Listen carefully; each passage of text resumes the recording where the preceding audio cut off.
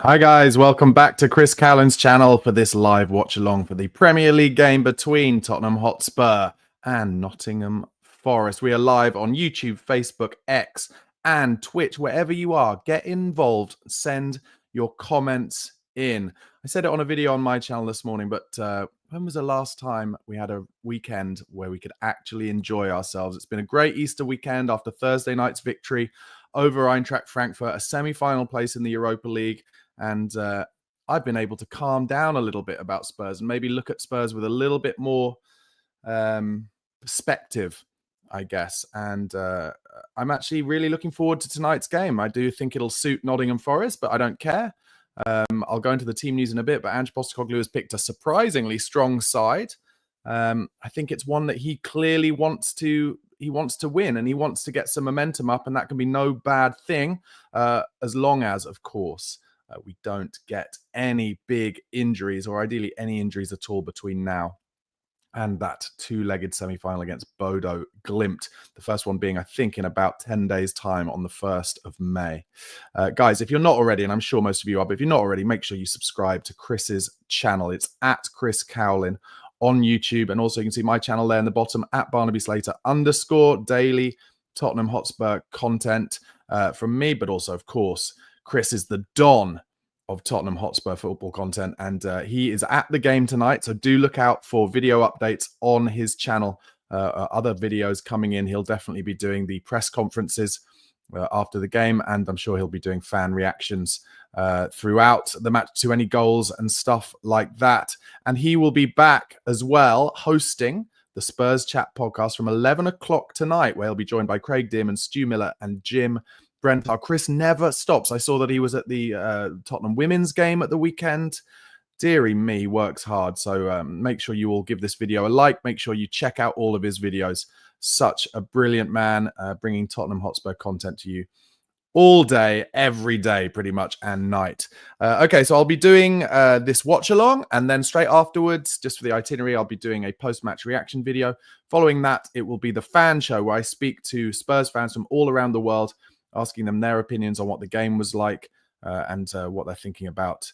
I'll probably be asking them about the two-legged semi-final coming up as well. If you would like to be involved in a future fan show, please email Chris, tottenhamfanchris@gmail.com. That's tottenhamfanchris@gmail.com, and he will get you involved. But let's get into that team news. As I said, a surprisingly strong team that Big Ange just picked for this game against Forest. I've been calling for a long time, and he had been doing this. I've been calling for basically Mickey van der Ven to only play in the Europa League games, but he did play that Chelsea game, didn't he? And he's playing tonight as well. But this is the team. Vicario, Porro stays at right back. Spence comes in for Udogie, who is not even on the bench. So hoping that Udogie's not injured. If any of you have any idea why Udogie's not on the pitch, I don't know if Ange talked about it in a pre-match interview I didn't see, do let me know in the comments. And then Van der Ven, as I said, starting alongside Romero. Bentancur, Pat Matasar comes into central midfield, and Deki Kulusevski takes over from James Maddison, but Madders is on the bench. And then an exciting-looking forward line for my money. Tell on the left, Odebear on the right, you'd assume, and Richarlison coming in for Solanke. And Ange did talk about in his pre-match press conference that he wanted to give Richarlison some minutes. And let's face it, Solanke has played pretty much every minute of every game in the number 9 position since his injuries, and he just has to work so hard. So good opportunity for Richarlison to get some minutes into his legs as well. Let's go onto the bench. Kinski, Davies, Danso, Gray, Basuma, Bergvall, Maddison, Johnson, and Solanke. So another strong bench for Spurs. In the Forest team tonight, Forest seem to pretty much, the team seems to pretty much pick itself, other than maybe a surprise that Hudson-Odoi isn't starting. Sells, Williams, Toffolo, Murillo, and Milenkovic, who are the very strong centre-halves. They really kept us at bay in the away fixture. Then Dominguez, Oliveira, and Anderson, and Elanga, Gibbs, White, and Wood as the dangerous forward line. So how do you guys feel about the team that Ange has picked? Let me know in the comments. For me, I'm torn. Like I said, it's all about not getting injuries for me. If we get injuries, if Van der Ven were to get injured, or Romero, I think, honestly, I would scream. It would frustrate me so much because I've said it before, I'll say it again. I think Van de Ven elevates us about 25, 30%. Just our line is so much higher, even when we have the ball. And actually, they did a really interesting piece on Sky Sports with, is his name Will Still? I think his name is, the law manager. And he's clearly a young, exciting English manager. And he's on Monday Night Football tonight trying to get his name out there. And he did a big piece about the kind of attacking, defending when teams have got the ball and being able to defend high up the pitch. And actually, when Van de Ven is on the pitch for Spurs, we are always about 10 or 15 yards inside the opposition's half when we've got the ball. And that enables us to keep the ball in the final third and keep the attacks going, and therefore also not get hit on the break quite as much. So on that basis, as long as Van de Ven stays fit, then I think it really elevates about 25, 30%. Like I said, I'm excited by the wide forward line of Tell and Odeberg. I was very impressed by Tell against Frankfurt. I think he's really starting to come up to speed. I do think he's a little bit more dynamic at the moment than Sonny is, but I do think also that Sonny has probably been playing with an injury, and he certainly is now injured for a bit. So hopefully he's getting a good rest and maybe he'll be available for selection. I'm not necessarily sure he should start based on how Tell has been playing, but I'm talking about for that semi-final. Good chance for Richarlison. Like I said, I'm sure he'll put the work in, but he just gets injured far too much. So let's just get 60 minutes or so into him. Like I said, let me know about Udogie because I haven't really heard, but it's a shame he's not even on the bench. And then, look, like I said, this is a game that will suit Nottingham Forest. They will be very happy for us to have the ball. I'll try and get Spurs to get overindulgent in terms of getting men forward and then hit us on the break. Obviously, it's a return to the club for Nuno Espirito Santo. He's having an amazing season. They're in a FA Cup semi-final, and they have a chance to go third in the league if they win tonight at the Tottenham Hotspur Stadium. And it's an amazing battle for those top 5 spaces in the Premier League to get Champions League this year.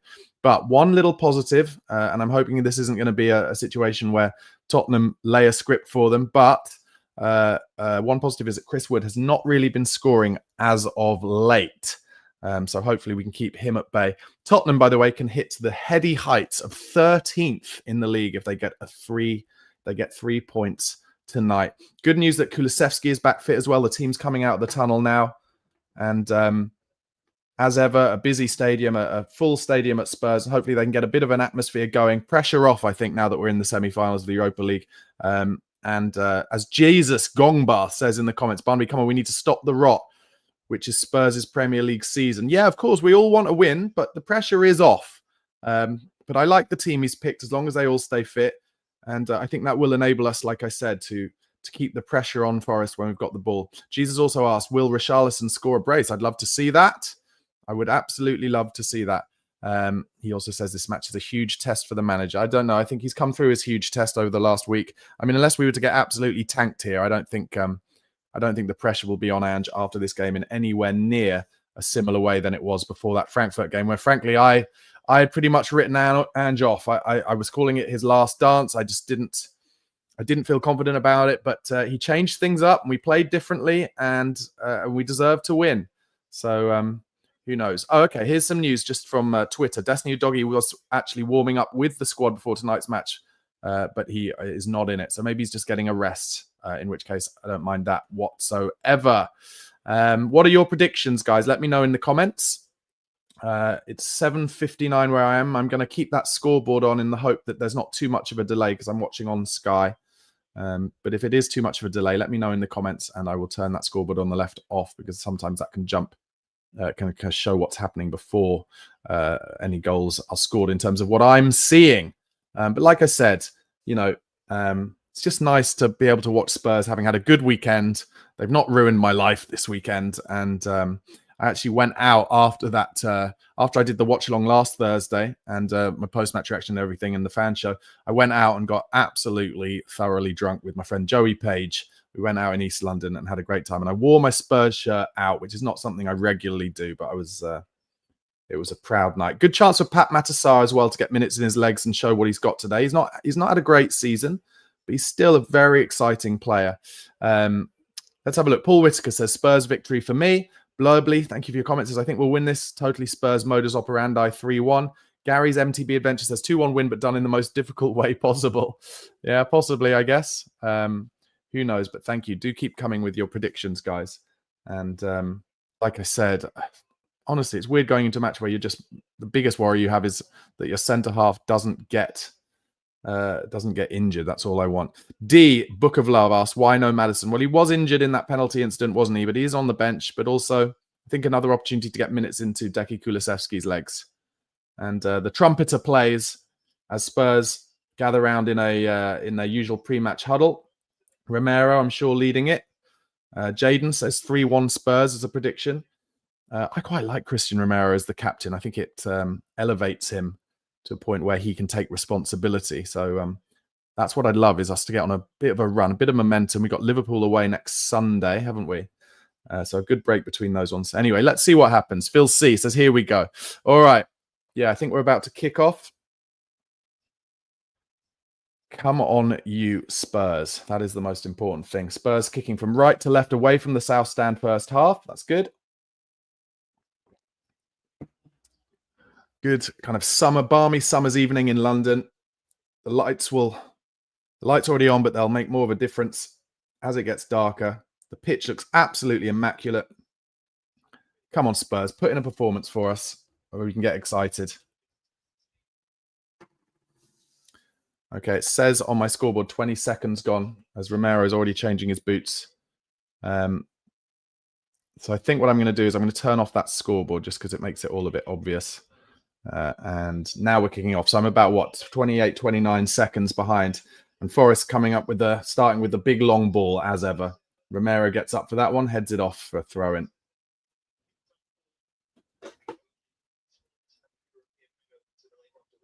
I mean, everything based on what's happened this season would tell you that Forest are going to win this 1-0. But just hoping. Oh, well in there. Spurs have won the ball there. Kulusevski on the half turn does well and then just holds it up and gives a bit of a dodgy ball to Bentancur, but he deals with it well. Drops it into Van de Ven. Yeah, you'd think everything in the experience of the season would say that Forest will win this. But like I said, hopefully the pressure's off a bit. And Tell finds Spence down the left. Good to see Spence back in the team. He lays it back to Pat Matassar, gets his foot on the ball, and Spurs. This is the position that Forest will just be very happy for Spurs to be in all game, really. Get the ball, and they'll be in their kind of 4-4-2 defense. But anyway, he's getting a bit of space early doors here. Drives in narrow. Oh, I'll tell you what. Bad touch from Tell there. Oh, he's won it back, and he's in the box now, Tell. Go on, have a dig. Ah, and he does. That was really good to see. Early doors, and Sarr has still got it on the pitch, by the way. He's going to get a cross in. He's a decent cross for Sarr. Oh, and it comes out the box. I love this. Good start from Spurs. Spence back out to Sarr. Tell got more space. Another cross from Sarr. This is over the top of everyone, though. They weren't pressing on Tell, like pressing him strongly. So he had a chance to run narrow into the box. And that is where he loves getting into that position. Really good early start from Spurs.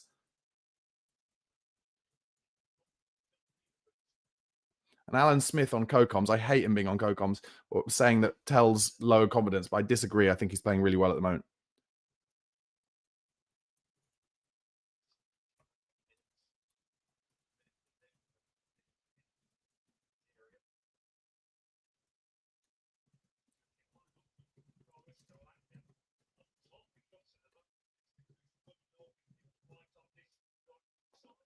And that was Sarr pushed in the back there. And finally, the ref does give a free kick. Thank goodness. Spence can go early to Tell here. He doesn't because Tell's being pressed. So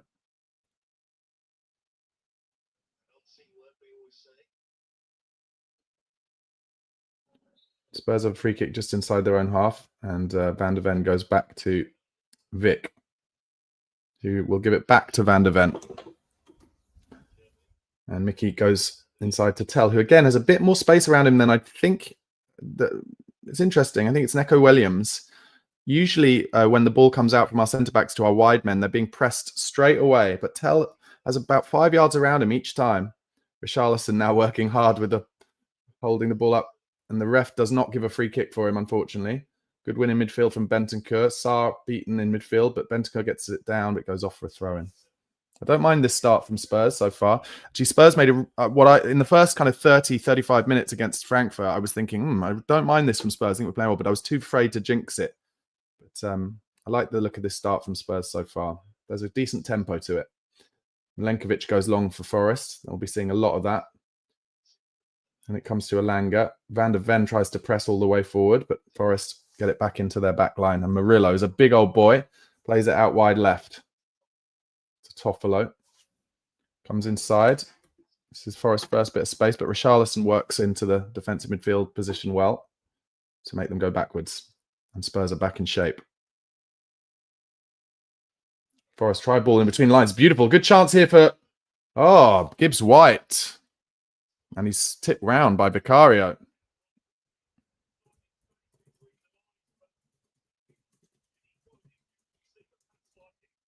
Takes it on the half turn beautifully, Gibbs White.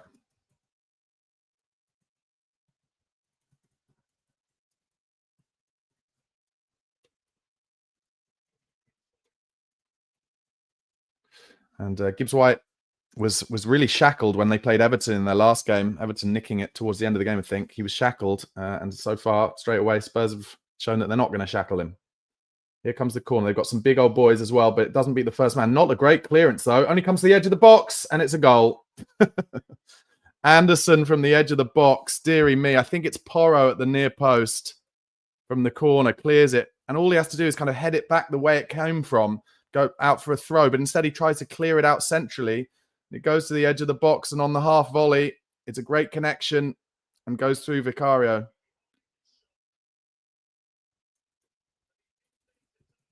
And this is exactly what Forest would have wanted.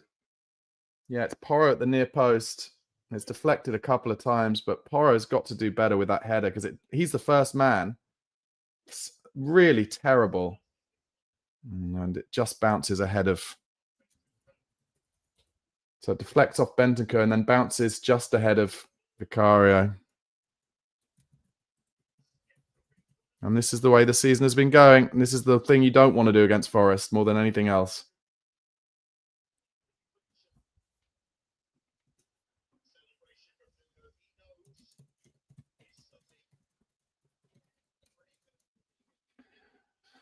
And I did jinx it.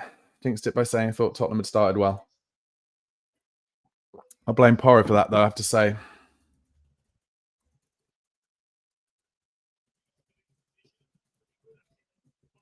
Tell now driving. Oh, does well to beat his man. It's a good cross as well. Brilliant from Tell.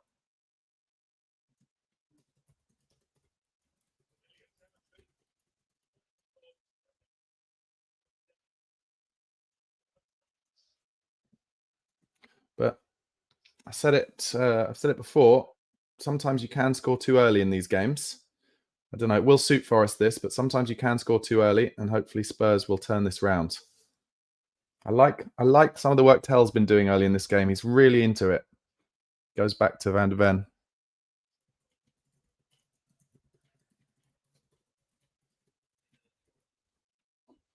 Good touch from Tell there.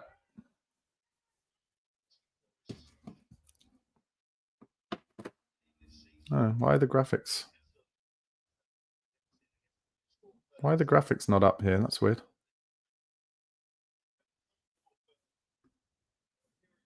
Yeah, I don't know why the graphics aren't. What's going on here? Oh, it's weird that the team graphics aren't on. All right.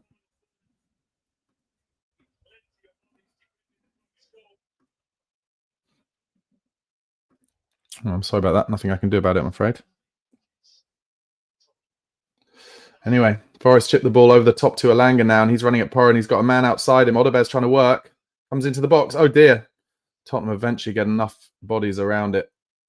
And Porro brings it out to Kulusevski, who's got men all around him. He's going to have to find a way to keep it. Goes into midfield. Oh, and then Porro plays it back to Romero. Don't know what's going on with those lineups there, but I guess if there's nothing on them, I'll just take them off. Okay, Spence.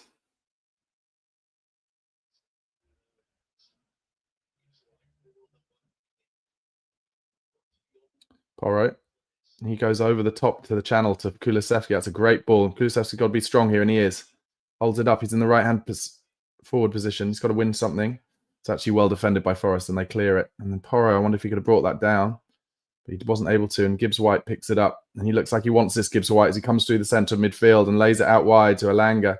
Oh, and Romero dived in, got something on it. It's a throw-in.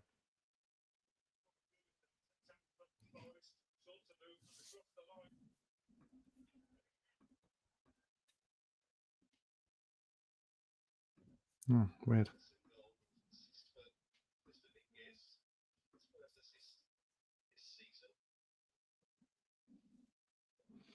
Yeah.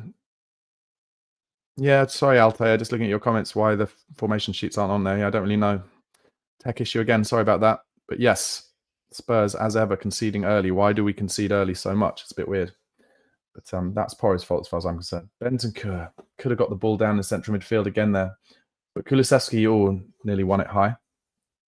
Forest finding a lot more space. I mean, and a good ball down the line, but blocked out by Porro. Forest will be enjoying this space they're getting at the moment, that's for sure. Oh, dear. And that's why I don't like having the scoreboard up. So I'm going to take that off. But looks like I know what's about to happen. Gibbs White does well in central midfield. Forest just popping it about nicely. Elanga out wide left. Cross comes in the box and Spurs don't mark, and it's Chris Wood. There we go.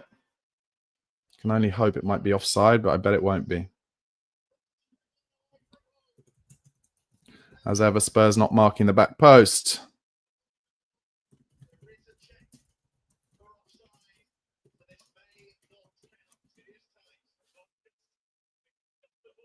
Alan Smith suggesting that he might be a bit offside. Spurs usually like to keep that line on the 18-yard box. He is off. Spurs have got away with it by the looks of things. And that's why I've turned the scoreboard off, because I didn't want to know about that. I saw that it was going to be 2-0. Very lucky. But as ever, Spurs not blocking a cross at source. But to be fair, to try and give some positivity as well, that is why Tottenham do keep that line on the 18-yard box. And Ange is asking why it's taking so long. I mean, it looked pretty obviously offside from where I was. But too easy for Forest. As ever, Tottenham. Well, anyway. Oh, yeah. Of course, it's semi-automated, but it seems to take just as long.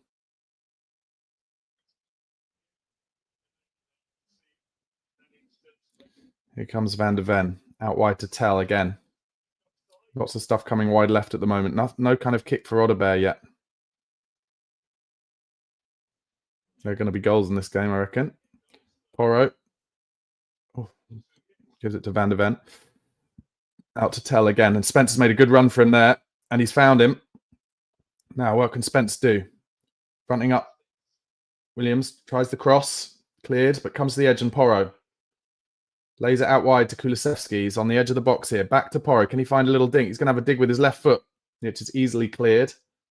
But Spurs, their high line, like I said, able to keep the ball again. And Van de Ven just opening it back up.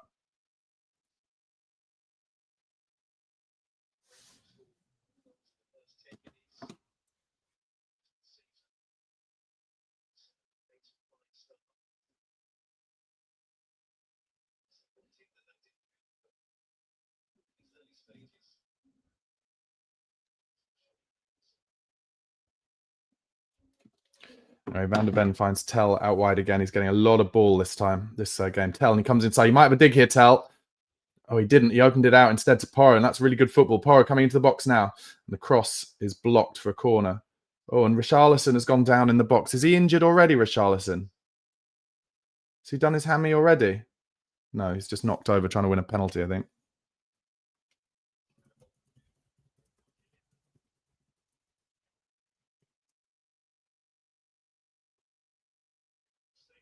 Yeah, it's just Milenkovic had his arms around him. Come on, Spurs. Let's make some set-piece chances. We did against Frankfurt. It's a good delivery from Porro.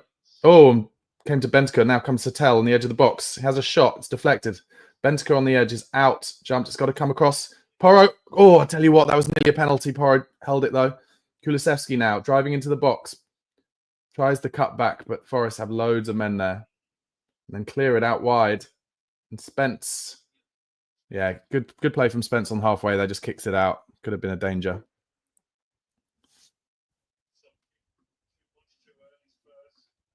Just trying those. Yeah, weird.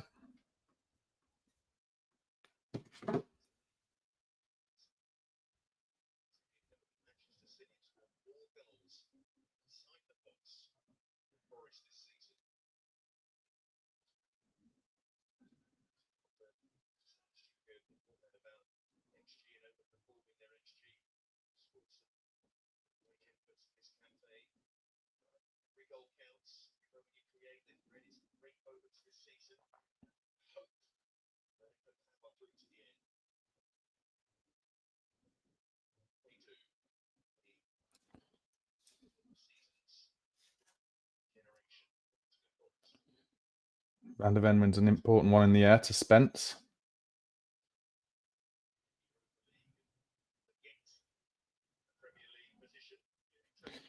I'd say that thing with where the goal came from. Just a classic thing of one of those things where when you're dropped off a little bit. Oh, lovely ball from Richarlison crossfield on the volley. Where you're like, when the pressure's off you a little bit and you're not that as bothered in a game. So I think against Frankfurt, Porro would have cleared that. Oh, it's a great cross from Porro. Milenkovic heads it away. But I think, yeah, against Frankfurt, Porro, the ball came to him at the front post like that from the corner. He would have got rid of it very, very simply. Or Romero's just made a bad foul in central midfield. And so I think Porro was just like, instead of thinking safety first, thinking, oh, let's try and get it out central, but he shouldn't have done.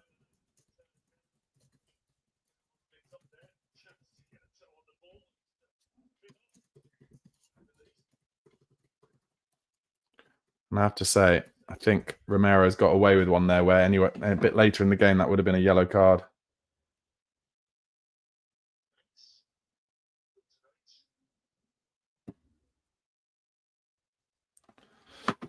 "15 minutes gone. Forest 1 up. Exactly what they'd want. Not what Villa fans and Chelsea fans and Newcastle fans would want. And Alanga is wide, and Spurs, again, sitting off him, letting the cross come in. Mental. And that's a goal. What are we doing? Why is it the same every time?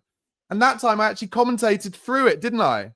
I literally just commentated through it, just being like, why do we not try and stop the cross? Joke. It's Chris Wood again.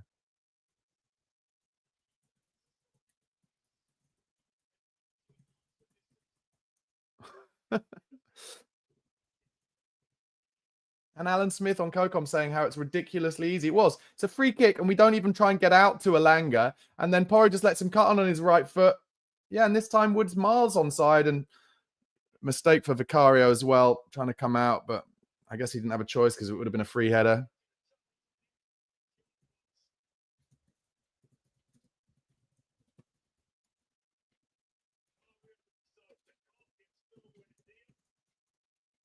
God, Spurs, man. Jesus Christ. I did say I wouldn't really care about tonight unless we get dicked. Well, at this point, we might be getting dicked.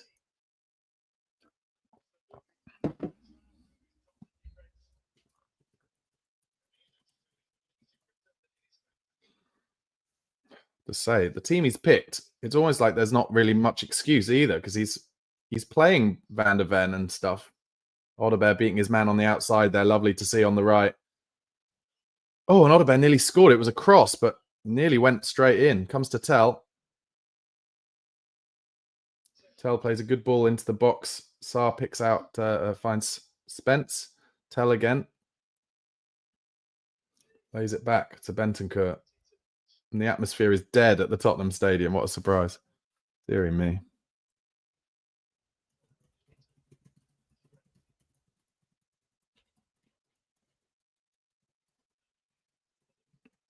Well, in my video, here comes Tell. He's going to do a cross to the back post. It's a good cross. It's well defended. Comes to Porro on the edge.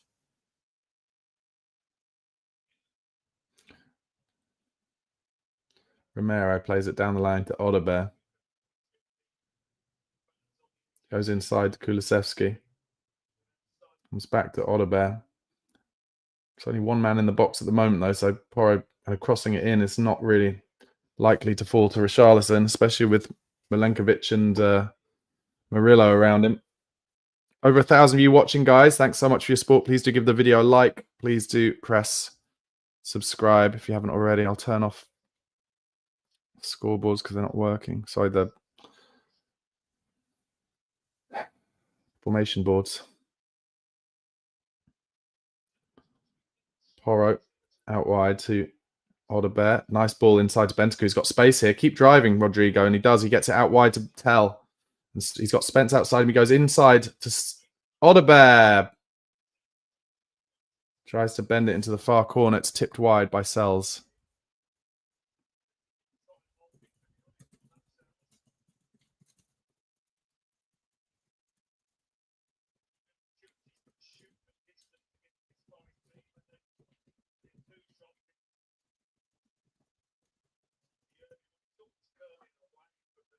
Oh, and they're just showing the Odebear cross from earlier. Nearly went in. Here comes the corner.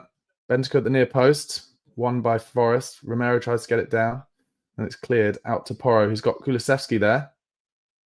Doesn't try and find him. Tries to find Sarr, who comes in with the cross, but his cross is blocked. Comes to the halfway line. Spence now on the halfway line. Gives it to Sarr. He's being pressed, so he's going to go back to Vicario. Vicario back to Sarr. Into midfield with Bentancur, and Van der Ven is now back in position. Sarr lays it across to Spence. Nobody, it's weird. A lot of the pundits, when they talk about Spurs, like Carragher on Monday Night Football before tonight, and when they talk about, you know, Spurs being hit on the counter-attack, but they don't talk about how many goals Spurs concede from crosses and how they never try and stop crosses. And tonight we've conceded 2 like that, one which was disallowed. Like, come on. It's obvious that the oppositions are doing it. Tell is really up for this tonight. Oh, lovely ball down the line to Kulusevski from Tell, and it results in a corner.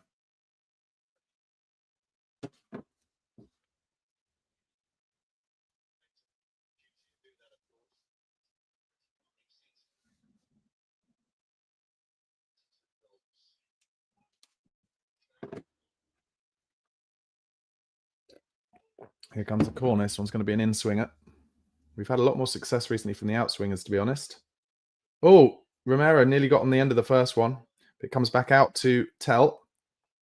Driving into the box. Look, getting to the byline. He's into this. Oh, and he tries the left-footed cross, but it goes all the way out to the other side, and Porro has to keep it on. Tottenham are trying a tempo tonight. You know, going for it. Another cross comes into the box, but cleared easily by Forest. Bentancur picks it up to Sarr. Tell making space on the left. Sarr will eventually find him and does now. It's not the greatest ball, but Tell keeps he's fronting up 2 people now. Good cross from Tell. Cleared at the near post again by Milenkovic.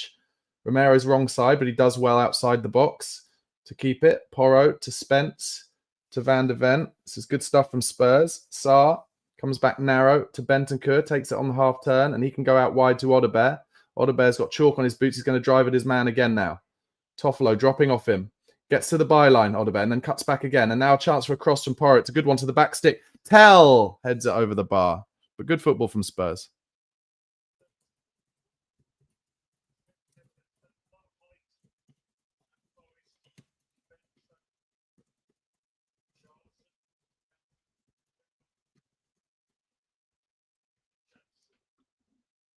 How are we 2-0 down already? It doesn't feel like that kind of game, but there you go.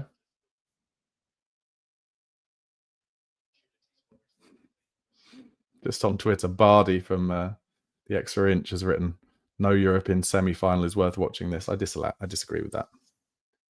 We're not playing badly, I don't think. I mean, we just don't stop crosses. I mean, I've been saying it all fucking year.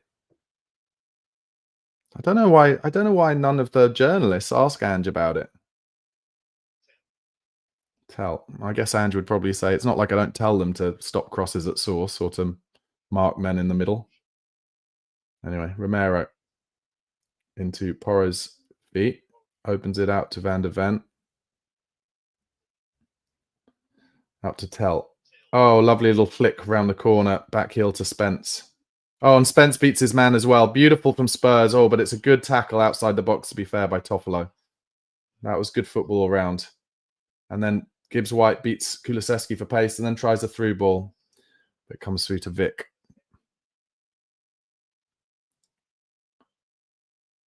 Van der Ven finds Saar. Not really in this game much at the moment, Saar, but Tell is. It keeps coming to him and he's up for it, that's for sure. Tell with a little inside ball to Spence. Lovely stuff. Spurs look good on this left-hand side. Spence in the box. He tries to get the cross in, but it's blocked. And then Tell uses his strength. Good stuff from Tell. Gets it out to Kulusevski and to Saar. Saar finds Tell again. Really enjoyed his performance so far. Tell inside to Kulusevski. Beats a man on his right. Tries the dig. Straight down the keeper's throat.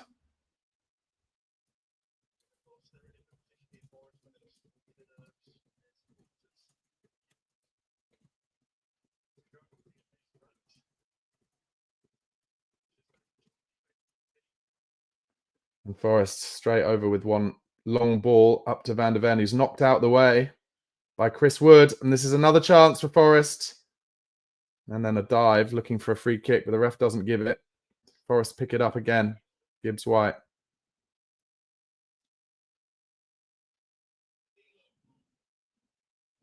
And then they get it out wide quite easily now, and they try the early cross. But well done, Pedro Porro. He blocks a cross.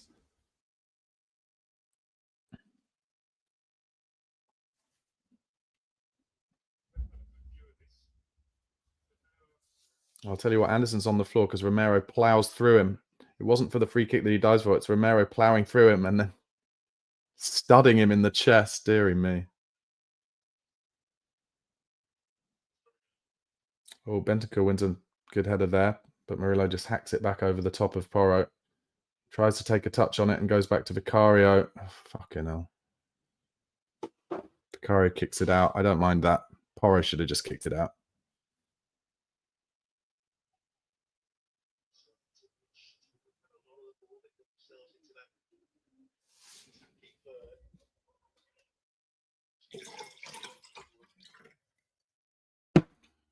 Forest now going with the long diag. Spence is beaten in the air, but comes to Van der Ven, who beats a man with his first touch and then just clears it down into the channel. Richarlison's not in this game at the moment. Nor is Decky really, I'd say, in that 10 role. That's the main difference between Decky and Madders. Decky never really comes deep to get the ball and try and control things off the back of his... getting the ball off his centre-backs or his keeper, really. Bentancur now to Saar. Out wide to Tell. Spence is inside at the moment. So Tell driving at Williams, but has to come backwards to Saar. 26 minutes gone. Spurs 0, Nottingham Forest 2. Van der Ven, good ball out wide to Tell. He's loving the space he's getting in this game so far. Driving towards the box. Spence is outside him. But Tell comes in narrow instead and lays it out to Romero. Comes back towards the left. Goes into Richarlison's feet. It's got Milenkovic. Yeah, he tried a bit of a paradise there. Ball there, Richarlison. Spurs give away a free kick. And Anderson on the floor again.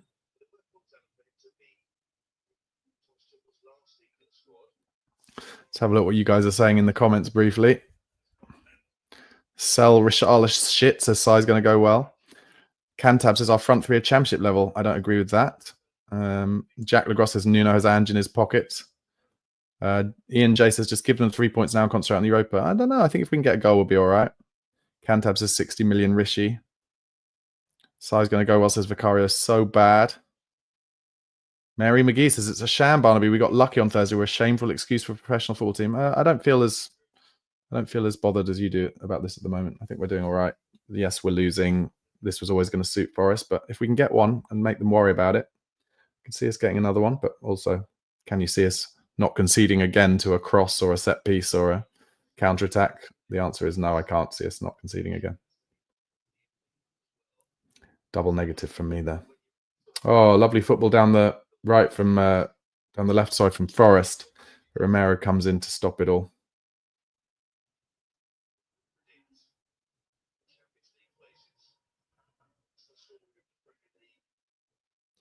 One thing I will say is Richarlison's certainly not working nearly. Oh, I'll tell you what, Van de Ven had to put on the afterburners there, and he's fouled by Alanga.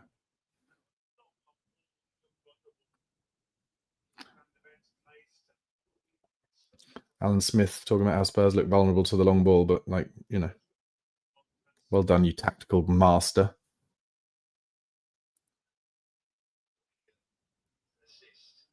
Romero. One thing I will say is I think Spurs will need to score in this first half if we're going to think about getting something from this game. Van de Ven out wide to Tell. Williams trying to get a bit closer to him. Good ball inside from Tell to Bentancur. Oh, he could have gone a bit earlier to Odebear there, but instead goes to Porro first. He comes inside to Bentancur. That was a good ball, though, down from Tell. And now we're out wide with Odebear driving at his man. He's going to go to the byline. No, he comes inside. Lovely. He's gone either way this time. Beautiful stuff from Odebear. I don't mind that. He lost the ball in the box, but he was trying to make things happen. Good lad. Spurs win it back. And Romero's gone out wide now. Romero's gone into the box. Good lad. Cross from Porro. Can he get there, Romero? He's blocked off by Milenkovic, who is a streetwise player.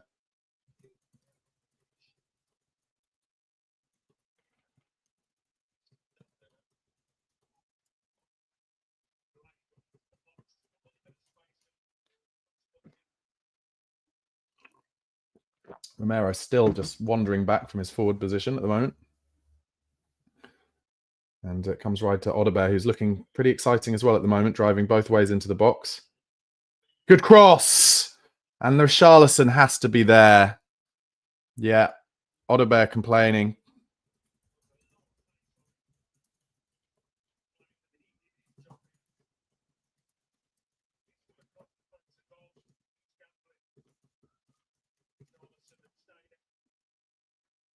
Yeah, that's where Harry Kane would have been. I miss him.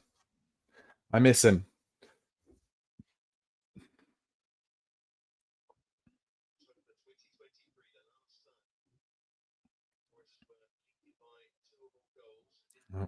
And the keeper Sells already trying to time waste a bit, but the Spurs fans are a little laissez-faire, so they're not really whistling him or anything.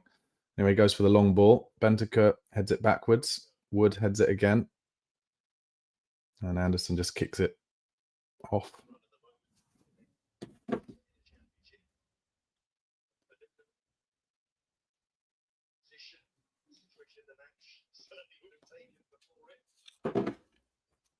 Throw in. Porro.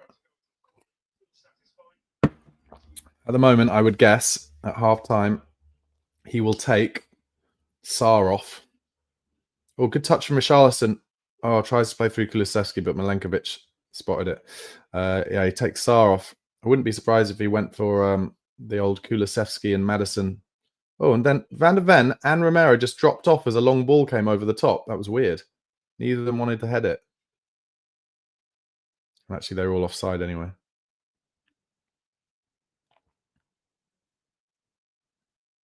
Absolutely dead at the Tottenham Hotspur Stadium at the moment.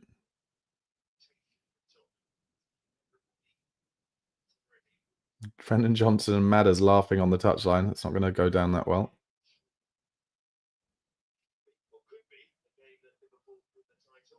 Yeah, I'd be bringing Bergvall on for Sarr at halftime for sure. If not, like I said, maybe the Kulusevski or the Kulusevski and Madders both playing because Forest are playing so deep. Bentancur turns in midfield. This is so easy for Forest at the moment. I suppose I'd looking a bit better down the sides, I will say that.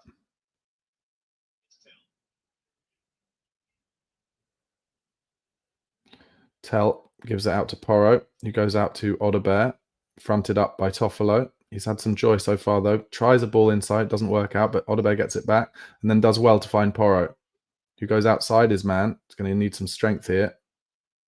And then tries to basically play it through him. And it's too easy for Forest to get out there. Forest are much more confident than Spurs are at the moment. They just play it down the line. Romero sweeps up though. Goes back to Vicario. Oh, and Vic is pressed there. Oh no. And he plays a good ball into Bentancur, takes it on the half turn. Bit of space for Rodrigo here. Come on. There's nothing much in front of him though, centrally, that's for sure. Spurs just a bit of a one-trick pony, aren't we, really? Never any danger centrally with Spurs. Wouldn't mind if Kulusevski got a little bit closer to Richarlison. Neither of them in the game at the moment at all. Spence goes inside to Bentancur. Back to Van der Ven. Opens it out to Romero.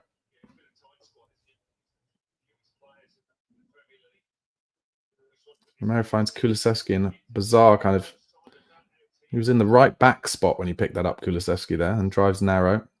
Van der Ven goes down the line to Tell. Oh, lovely ball from Tell into Kulusevski to Spence. His first touch might be a bit heavy, but he does get it before the byline. Tries a left-footed cross, but it wasn't good enough. Milenkovic is just everywhere with crosses at the moment. Tell does well to hold it to Sarr. Sarr goes into Kulusevski, tries to turn in the box. Poor from him. And Forest able to just bring it out and then play a ball wide to Anderson, but it goes off the pitch. Spurs take it quickly to Bentancur. Van der Ven out wide to Spence.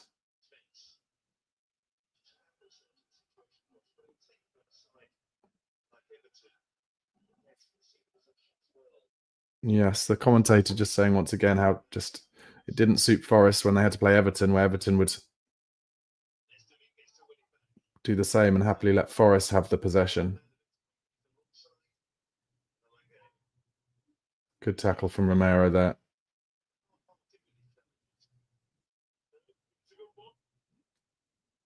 "35 minutes gone, 10 minutes. And like I said, I think we need a goal in this half if we're going to get anything out of this game."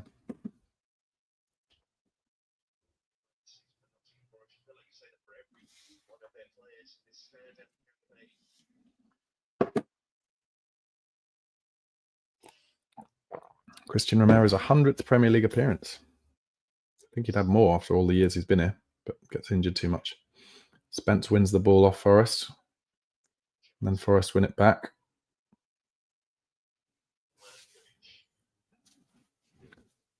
Milenkovic goes back to the keeper, sells. And then goes long, of course.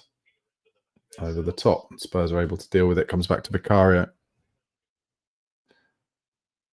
This is another game where Spurs suffering from the fact we don't score many worldy goals, anything out of nowhere. And we're just, like I said before, a bit of a one-trick pony, always just trying to get to the byline, cut it back. But in a game like this with Milenkovic and Murillo, they're just dealing with everything, especially everything in the air, very easily so far. Romero now goes to Porro. He's got space in midfield. Drives forward, and then he'll look to find Odobert. And there's Odobert on the right-hand side. Goes back to Porro. Comes back to Odobert. Spencer's in the box. Odobert tries a cross, but easily cleared by Forest. Comes back to Odobert. Goes to Porro. Has to take a touch, so he goes back to Odobert. He tries to get to the byline. Now it comes to Porro. First time cross, but it's not a good one. But it comes to the back. Richarlison with a high foot, I would say. Yeah. It's a foul against Rishi. Yeah. And Alan Smith just saying how Forest haven't really broken sweat at the back. They haven't needed to.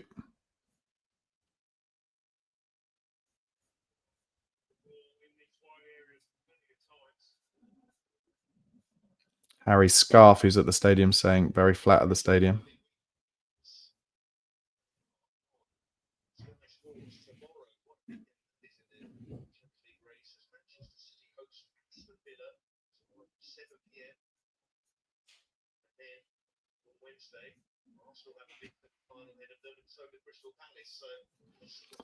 Forest with Elanga down the right-hand side, but Van der Ven sweeps up. Plays it to Bentancur, plays it to Sarr. He's not really in this game at the moment. He's trying to open his legs. And has to cut back. And Forest happy to drop off him. And to Bentancur. Tell. He shifts it to Romero. Romero, lovely ball into Sarr, who didn't need to try a first-time ball there. He did. Bentancur wins it high, but poor from Sarr there because it was a beautiful ball to find him from Romero, and he had so much space. And unfortunately, he tried something paradise first time to Kulusevski. And if he just turned, it would have been better. But now Porro picks it up. Lays it out to Odeberg, who's genuinely one-on-one here with Toffolo. Take him on. Just waits for another man to come across. So Porro now has it again. And then tries a cross, which is blocked. Oh, dear. Bentancur makes a decent run there. Comes out to Odeberg. But it's a poor ball from Odeberg to find them. And now Spurs have got about 12 men ahead of the ball.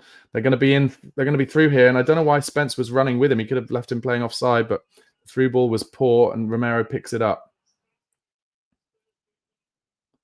Gives it to Bentancur. Porro. But whenever Spurs have the ball, Forest have 9 men behind it, so it's no problem for them. Porro finds Kulusevski. He's got Odeberg outside him, and he finds Odeberg. Just trying to set it up here. Chance for a cross for Porro. Again. Oh, chance for Tell. Oh, wow. Gilt edge chance for Tell on his left foot from a Forest mistake at the back post, and he just shanks it wide.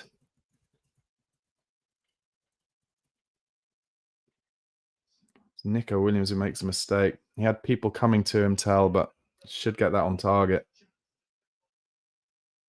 Really snatched at it.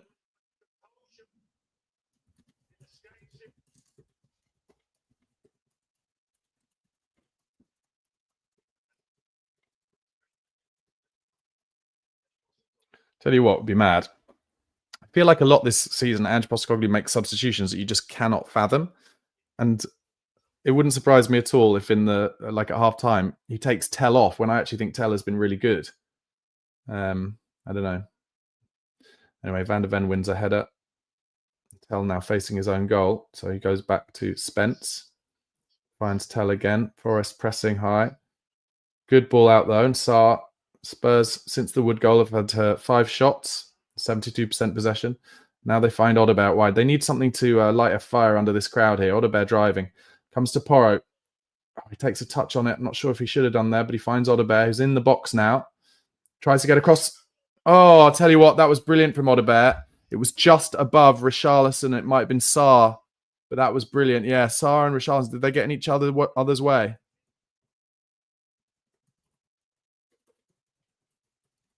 Is it just above them? So Porro cuts back, finds Odeberg, who's getting more and more into this game. He takes the man on. It's a good cross. It's just above Richarlison. Would Sarr have been able to head it in? Oh, Richarlison took it off Sarr's head.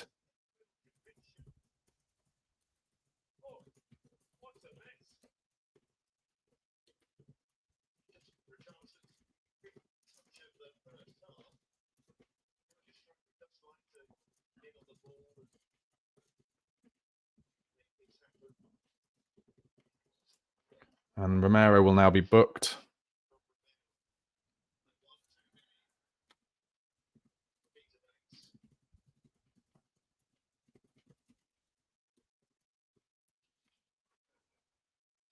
That's frustration everywhere from Romero. Just plows through the back of him. It's Anderson again, who's been in the wars this half.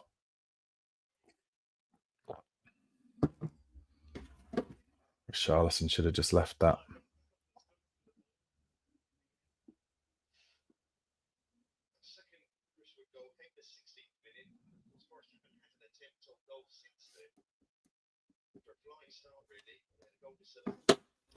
So free kick for Forest, just inside the half. Murillo. First one is won by Bentancur, clears it out. Then Milenkovic tries the big diag.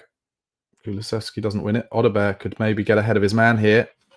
Oh, but Murillo does well. And then Kulusevski comes in through, and Odeberg shows some strength. That should be a Spurs throw, and is. Spurs take it quickly. Romero.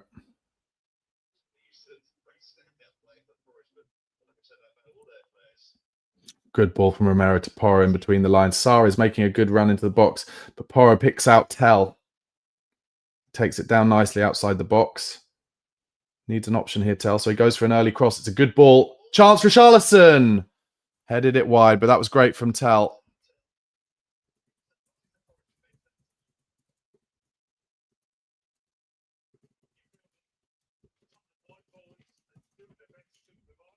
Yeah, I think the wide forwards have played well in this half. Richarlison this time, he does try and do the right thing, heading it back from where it came, but it goes pretty way wide in the end. And it would not surprise you, would it, if Bergvall came on second half and Solanke. Murillo limping a little bit, but they're dogs of war, those two centre-backs, so I'm sure he'll be back out.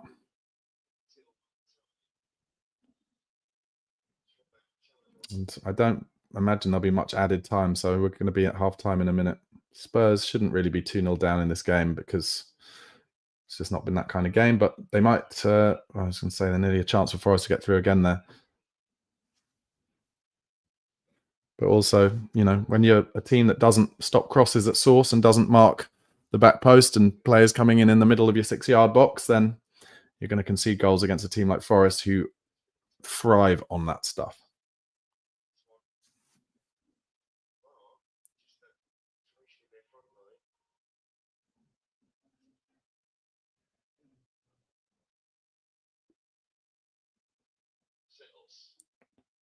And then Forest straight away just going for the long one over the top of Porro, who does do brilliantly to deal with it, but if he'd missed it, we'd have been fucked. And he gives a ball outside to Odebear, who can't get a touch on it, unfortunately, to beat his man.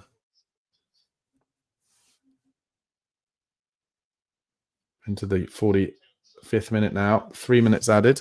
Okay, chance for Spurs to try and make something happen.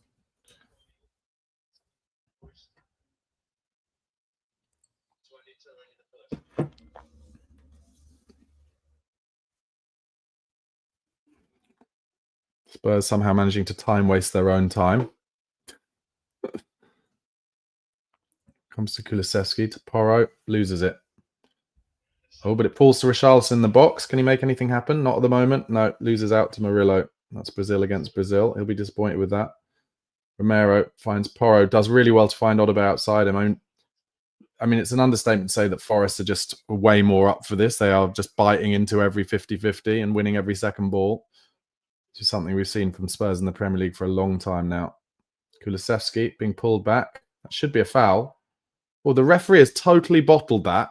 Kulusevski was being held back. Bentancur is in a good position to... that's mad defending. But anyway, gets it off.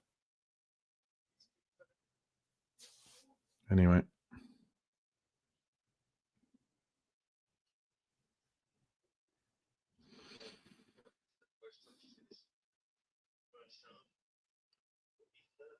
Be interesting to hear how the Spurs fans react at halftime.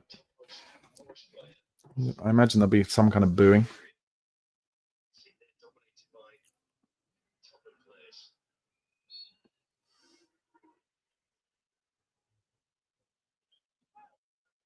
Forest just in the corner now. And try and get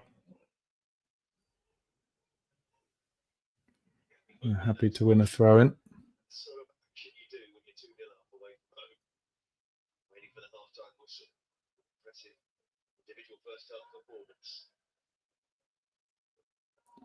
This match feels very similar to the Spurs-Chelsea Battle of the Bridge game, where Spurs were 2 up at half-time. Chelsea fans were just not interested, and then they found a way, didn't they?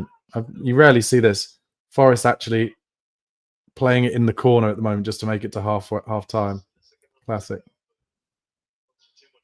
Just got the volume up for a bit here just so I can hear the Spurs fans' reaction to this.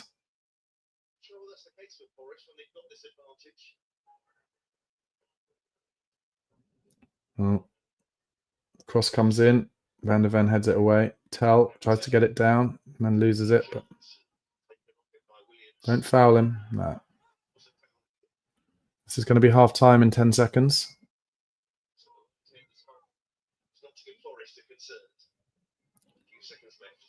Spurs just wasting their own time again. Spence. Some booing, half-hearted booing, I'd say. Half-time, Tottenham 2-0 down at home to Nottingham Forest. Could have been 3. Forest had a goal disallowed, which is basically a carbon copy of the second goal. I said in the intro, some good news for Spurs. Chris Wood isn't scoring. Well, he scored twice tonight, once disallowed. So, I said, I wonder if Tottenham will write the script for him, and that is what Tottenham have done. Yes, not a lot to enjoy. I will go through my minute by minute. I think if Tottenham can get a goal in this, we could get something out of it, but, the whole season suggests not.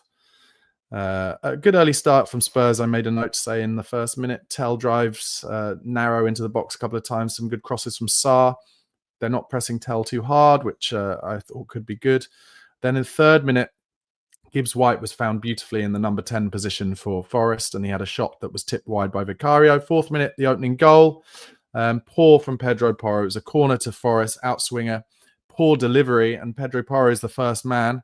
Just needs to clear it kind of back where it came from, like that. And instead he tries to clear it like that, and it goes right into the middle of the box, 18, 19 yards out, falls on the half volley to Anderson, and he just hits it on the half volley. It deflects off Bentancur and then bounces in front of Vicario, and he can't keep it out. 6th minute, I've made note, more good stuff from Tell on the left. 9th minute, their second goal, but it was offside. Cross to Chris Wood. Spurs not marking, as ever. Spurs not blocking a cross at source. And again, I would just want to say, why did none of the journalists ever ask Ange Postecoglou why we never block crosses? It's mad. Anyway, it was disallowed. Very fortunate. 12th minute, made a note. Tell doing good stuff again. 15th minute, bad foul from Romero in midfield. He gets away with it because it's early in the game, and he didn't get away with the next one later in the game because he got booked. 16th minute, a goal, the third one that Forest have scored on the day. Obviously, one of them disallowed. Chris Wood, not stopping the cross, heads it in from about 6 yards out. Vicario misses it as he comes out. Porro, no interest in trying to stop the cross. Tottenham so poor. 17th minute, Odegaard beats his man, nearly scores with a cross. That would have been very lucky. 19th minute, good football from Spurs leads to a shot from Odegaard, tipped wide by Sells. 22nd minute, good football from Spurs leads to a Porro cross and Tell header over the bar.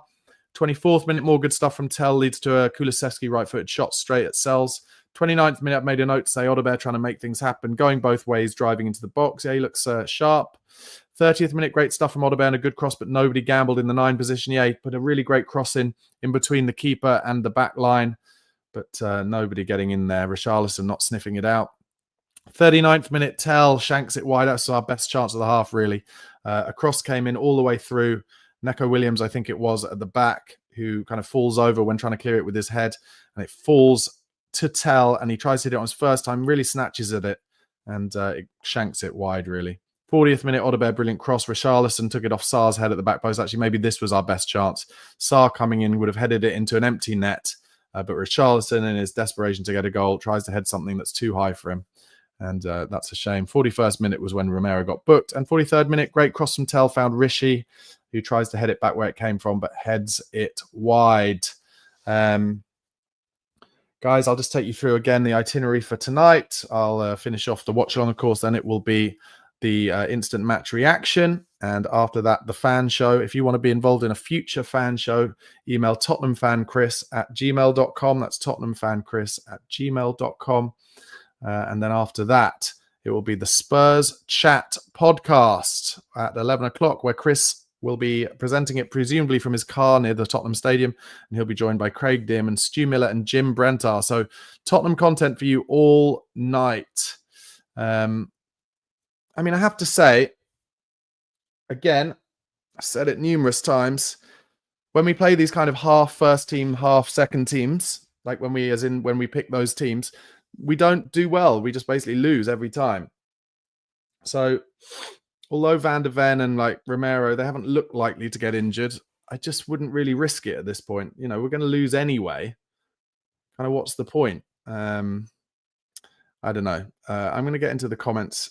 Philly Hotspur says, the Barnaby energy level tonight is slightly lower than the Barnaby energy level last Thursday. Yeah, that's it, isn't it? That's the reality. And really, I'm not suggesting that the Spurs players are as low energy as I am, but they will be 25% less bothered than they were on Thursday. Whereas Forest, who are playing for like a Champions League spot, are absolutely scrapping for everything. And as a result, it seems like we're kind of on the beach, and that's why they're winning. That's why we need to really somehow get a goal early in the second half to get the fans behind us and get some endorphins and chemicals into the players' bodies. But no, there's a lot of people in the comments not best pleased. That's to say, that's to say the least. Silence. Ange isn't to blame for this awful game. Okay. Kulic says, let's get Romero off and Danso on. Last thing we want is for him to be sent off. That's not a bad idea, to be honest. Matt Lawrence says, can't blame Ange. 17 losses. Some of you are crazy. What else have we got? Yori sent a super chat. Thanks, mate. It says, tactics versus dogma. Dogma loses every time. Ange in. What time did you send that? 8:34. Okay, yeah, so we were already 2-0 down by then. Thank you, Yori. Appreciate that. Truth be told, I agree with this. It says, Tell and Odegaard have been cooking. A good striker would have got at least 2 goals. Well, yeah, maybe. But yeah, they're just showing the first goal and see what Jamie Carragher's saying about it.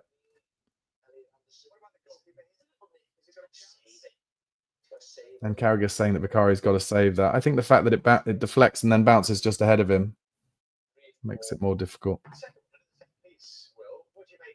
And they're just going through the set piece second. Do you know how often I've been talking about how opposition analysts will find it easy to find ways to score against Spurs? That second goal was a perfect example. They had a free kick just inside their own half, and they chose not to just put it in the box first time because they were like, let's just get this out wide to Elanga, and then they won't try and block the cross. So he cuts onto his right foot. Porro doesn't get anywhere near him. The cross comes in easily, and then it's Romero who's nearest Wood, and he gets completely wrong side of him, Romero, and loses him. And Wood just takes up a good space between Van de Ven and Romero, and the keeper dives out. And for the second league game in a row, I'm afraid Vicario, by some, will be held accountable for both goals. Oh, dear. Osmanlitarunu says, more or less expecting a loss and hoping for a draw every game now. SMH. Tom Bowdler says, losing 2-0 at halftime at home is never acceptable. I'd agree with that. I would agree with that. Ash says, us Tottenham fans are as pathetic as the players on the pitch. We're not even bothered that we're losing 2-0 to Forest. Is that our standard? I wouldn't say anyone's not bothered. I just think it's like everybody's talked about everybody knows that the phrase being on the beach. It's the reason why when you get into April and May at the end of every season, people talk about being on the beach. Well, Spurs aren't going to get relegated, and they are in the semi-final of a European tournament. So as a result, they are not going to, I'm sorry, but they are not going to play at 110% because they're afraid of getting injured on the pitch. So they're second to every 50-50, second to every challenge, to every second ball. And Forest are really up for it. And where I can blame Ange on it is that is a result of the season we've had because we're not challenging for anything in the league because we've lost 17 games or whatever it is. Ian J says Liverpool, West Ham, Villa, and Arsenal away. Palace and Brighton at home. Where are the points in those games? We don't have Arsenal away. I'm confused. Confused by that. Jesus says, Barnaby, did you notice Maddison joking around on the sideline as if the game is a friendly? Yes, I did. I didn't think that was a good look.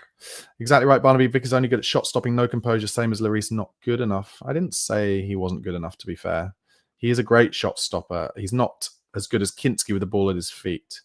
Ben Osborne says, if we don't win this, are we getting relegated? No, no chance at all of getting relegated, and that's why they are playing like that. Jay Green says, can't fault effort, Tell's effort, but no way is he worth 50 million right now. Is he any better than Odegaard? He's still a kid. I think Tell is getting better and better for me. I think he's going to be a great player in the future. PSG says, I've predicted no more points till the end of the season. Probably not wrong. Silence said absolute headless chickens when they have to defend or attack in the final third. TSLM says the best wing play we've seen all season, but we get cut open through the middle way too easily. Bentancur is a problem. Osman says can see Barney as numb to the disappointment as I am. And Silence saying Sarr and Tell is awful as usual. I don't agree with Tell, but there we go. Jack says Forest beat us 7-0, could be worse. Oh, who's us? Sorry, Jack, I don't know who you support. Don't know. Jenis says, frustrated up front, leaking at the back. Easy halftime team talk. Who's on the bench to come in for Rishi? Solanke, I guess. Adrian says, we're pathetic from top to bottom. We need a full overhaul ASAP. Guys, nearly 2,000 of you watching at the moment. Thanks for your support. Please do press that subscribe button if you haven't already. At Chris Cowlin on YouTube, subscribe to him. And if you want to subscribe to my channel, at Barnaby Slater _. I'm going to go on to X and see what people are saying there.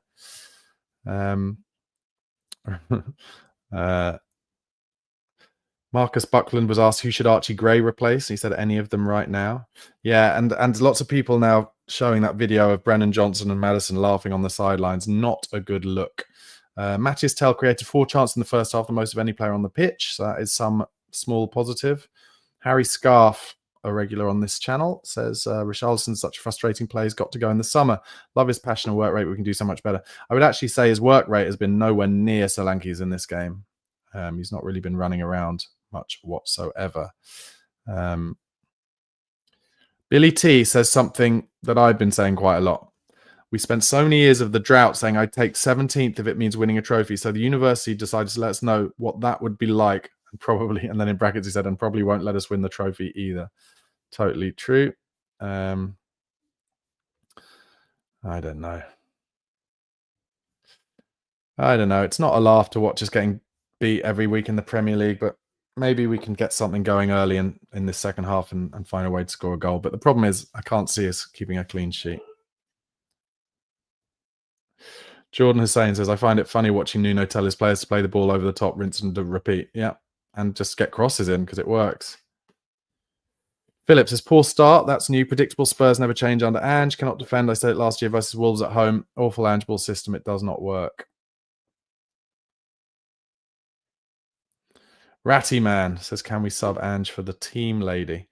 Jack says, how can 20 plus defeats in a season still with games to play be anything other than a disaster? It is a disaster.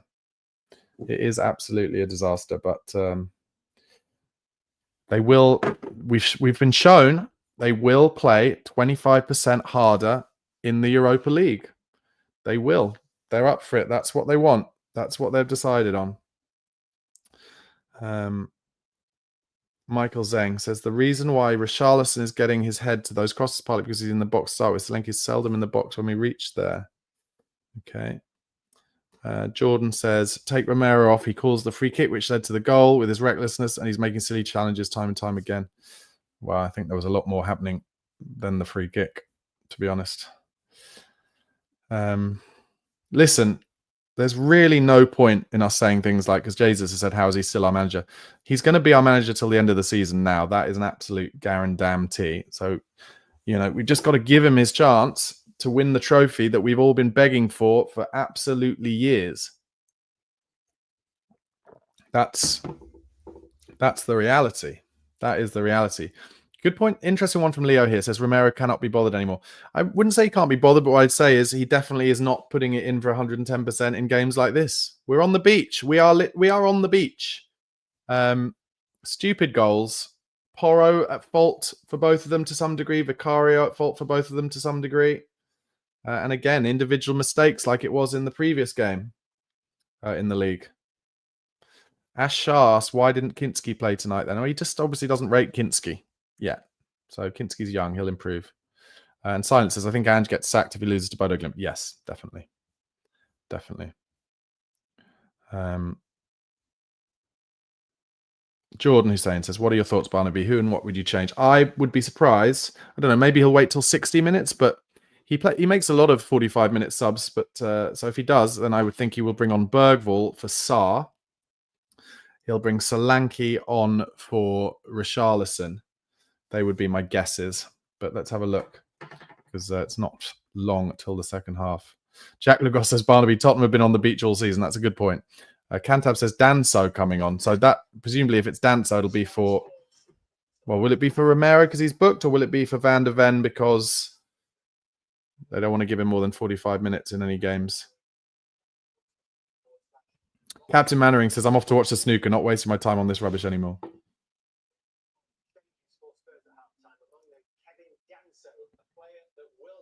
Danso is coming on.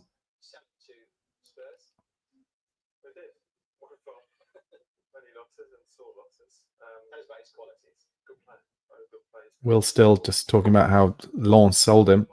Oh my god! So Ben Davis and Kevin Danso coming on.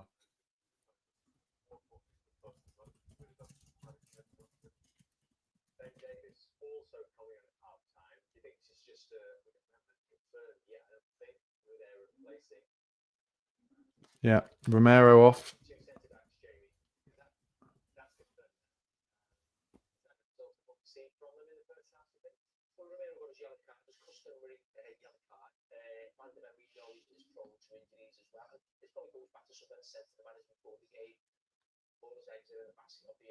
Yeah. Taking Romero and Van de Ven. I mean, at this point, I would go as far to say we have absolutely no chance in this game now, because our passing will be so much poorer from centre half. Alanga's coming off for Forest. So Forest now going to a back three, even more defensive. Oh god, this half could be boring.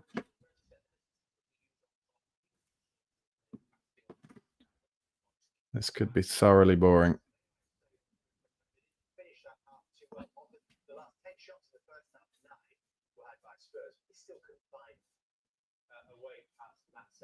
$59,000 people having to watch this crap, unfortunately, at the stadium. Dear. Well, as long as Van de Ven and Romero are fit, which hopefully they are, they looked okay then.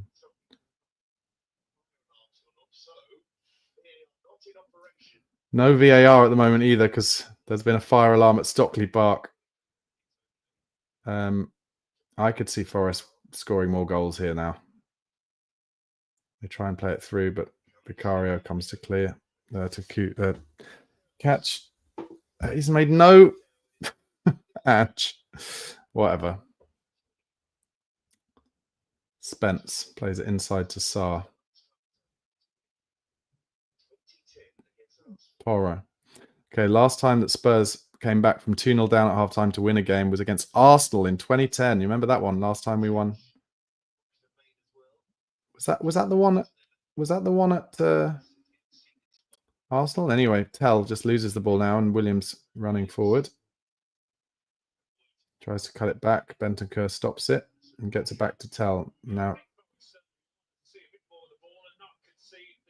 Oh, and Tell does well. Bravely. He's only got Richarlison ahead of him. Forest still have about 6 players. Oh, and he tried to get past one too many players, but good for him for trying to make things happen. And Tell is fouled.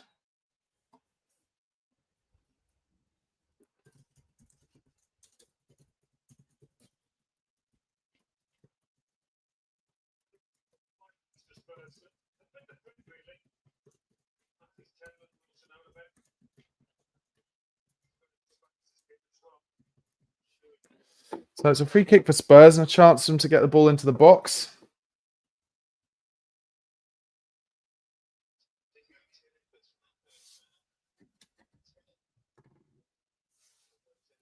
So Tell is going to take the free kick.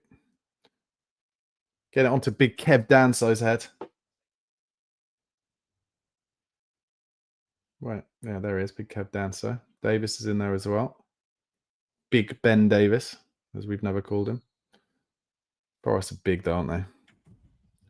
It's a deep one. And bizarrely, Odebear challenging at the back post. What is he doing in the box? About 4'6". Anyway, Sells cleared it.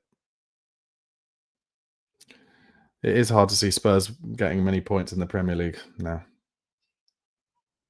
Here goes Porro down the right, trying to get to the byline. And that is a throw-in.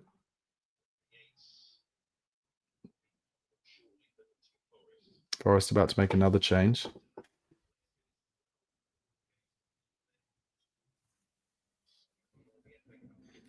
Porro throws it to Richarlison. It's another throw-in.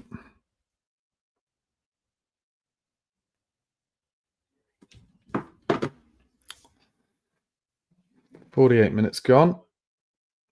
It's a training game again, isn't it? Another training game at the moment. Ben Davis now getting his first proper touch of the ball, coming towards the halfway line. Gives it to Sarr. He just goes back because Forest have got bodies behind the ball. Big Kev Dancer now coming forward with it. To Odobert. Goes inside to Bentancur. To Davis. Goes first time out to Tell. Takes it on the half turn nicely, actually, there, Tell. And then tries to go outside his man, but kicks it off. But at least he's trying.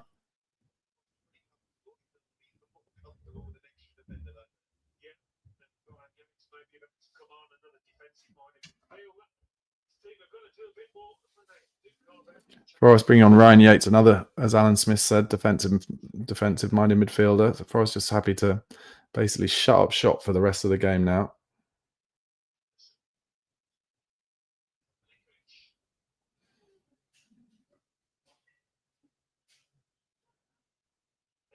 Kulusevski's not been in this game, really. He lays it out to Porro.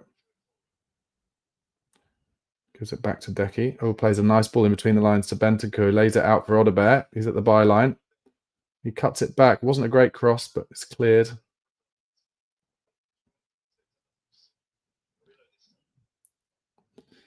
Porro goes with the early throw to Kulusevski. He's running away from their goal. Goes back to the halfway line and Danso.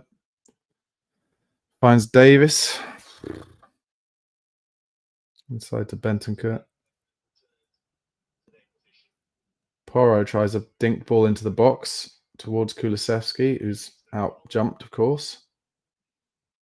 Cleared down the line to Porro. Goes inside to Bentancur. Could have done that a lot earlier and instead has put Bentancur under real trouble. What is he doing? Oh, Rodrigo does manage to turn away from his men. Finds Sarr in the inside left position. He's got Tell outside him, but being doubled up on straight away. Nice idea inside, but Bentancur is beaten to it, and now Forest will break forward. Spurs press them backwards. Actually, that's the first example of seeing that Forest have one less man in midfield now because they brought on another centre half. So Spurs were able to recycle it pretty quickly.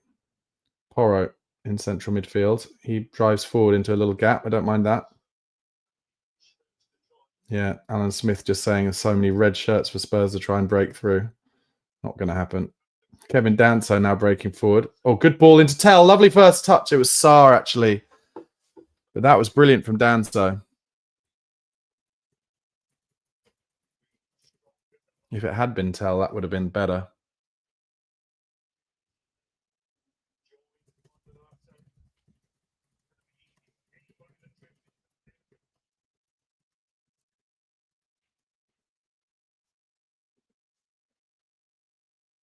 Spurs are going to have so much of the ball this half.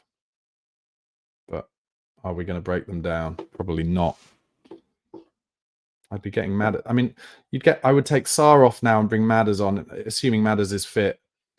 Because now this is exactly the kind of moment where you do want two creatives on in your central midfield.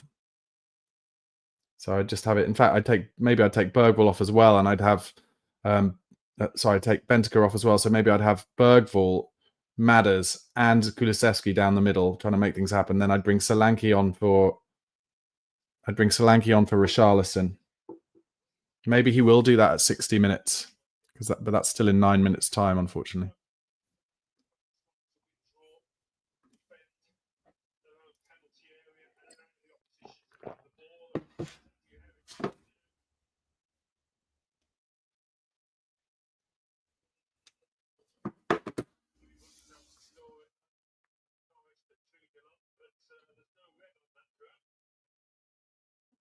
Yeah, it's the ultimate Forest game. They've just shown a graph that shows that Forest have never had any forward momentum in this game other than they've just scored 2 goals.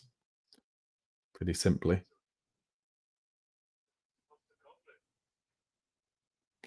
Yeah, it'll be embarrassing in the post-match where Postcog's like, oh, look, man, I thought we dominated the game. We were just unlucky. It's like, fuck off. Just played into their hands. Anyway, Davis goes long over the top. Richarlison is absolutely nowhere near the play. Bentancur drops down to Kulusevski, turns well, driving through central midfield. He's going to look to pick out Porro. He's got Odobert outside him. Porro comes narrow, tries an early ball. Oh, and then Sarr, what are you trying? He's trying like a scorpion kick. Don't mind the early cross from Porro though.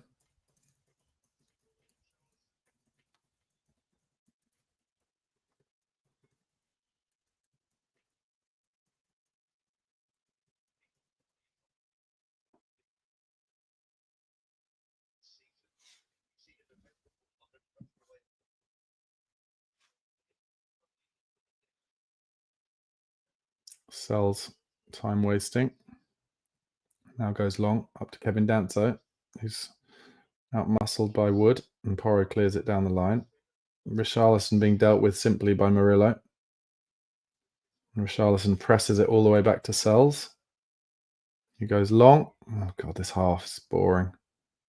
Ben Davis wins the first one. Oh, they're in. Forest are in. Oh, and he hits it wide. Who was it? Gibbs White should score.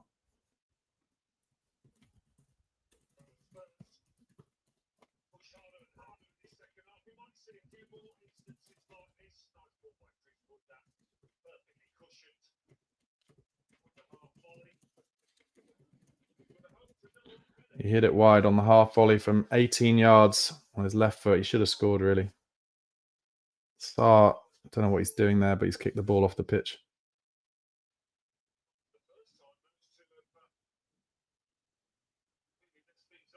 No, we didn't see what happened there. Sarr, okay, so Forrest kind of messed up a clearance and Sarr had a shot that went off nearly for a throw-in. And that was Forest's first attempt on goal since Wood scored the second. So Forest now bringing on two more subs, Hudson-Odoi and Yates. The game goes on. Bentancur wins a header in midfield. Richarlison second to it, as ever, to the second ball. Spence then goes in hard on Gibbs White, does well, but Forest get the second ball. Here comes Williams on the right. Tries to pick out Wood. Gets his head on it. And that was offside anyway. 55 minutes gone. I feel like we're just waiting for 60 minutes now when maybe Ange will make some substitutions going forward a bit more.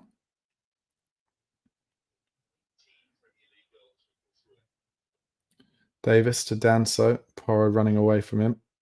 So he finds Kulusevski and again, like in the right back position, goes inside to Bentancur. Has to go back to Danso and doesn't give him a great ball, so he has to go to Vicario. He's being pressed. So Vicario goes back to Big Kev. He goes straight back to Vicario. Goes back to Big Kev. Doesn't have an option now. And that's why he's nearly losing the ball. And then he's pushed over. That's good defending from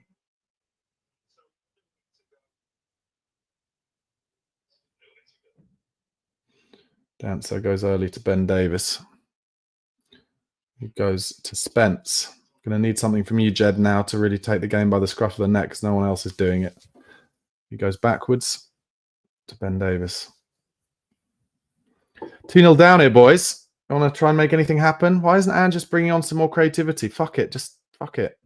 Goes down in the middle to Richarlison. Terrible touch from Rishi. Comes back to Bentancur.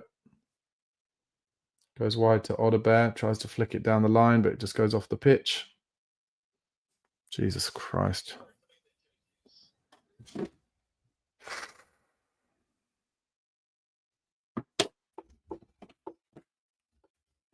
These games are hard to do. See what you guys are saying in the comments. Yeah, Lee Baker saying this is unwatchable. Doug Hill, we have little idea all around the pitch. Gary Jarvis, we are embarrassing. This is the most on the beach performance I've seen.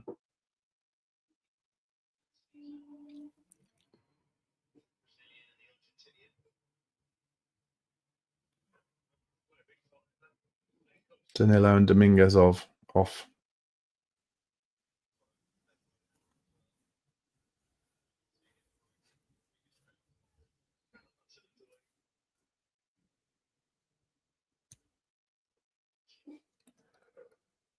Oh, God. Forrest throw it down the line. Bentancur towards Richarlison, but he's second to it.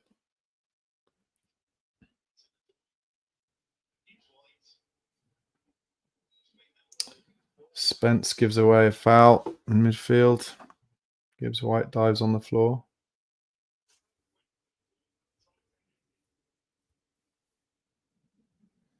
So this is in a similar position from the free kick that Forest had where they ended up scoring their second goal. And I wonder here if Forest will again try and find a man out wide to get a free cross in rather than try and put it straight in the box.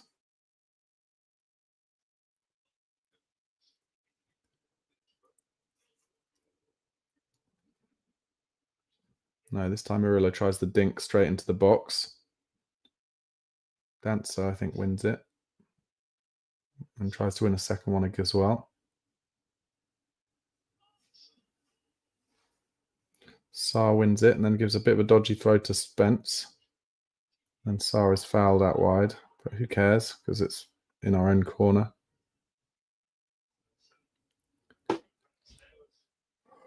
God.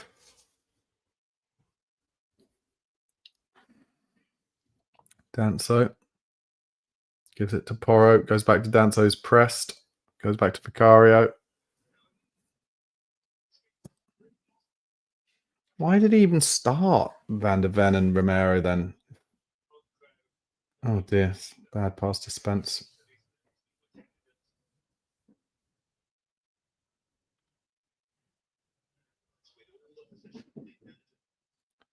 Danso coming forward, but no options ahead of him at all. Goes to Kulusevski, who again is in like the right back position, and then just passes it straight to Forest. And then gives away a stupid foul.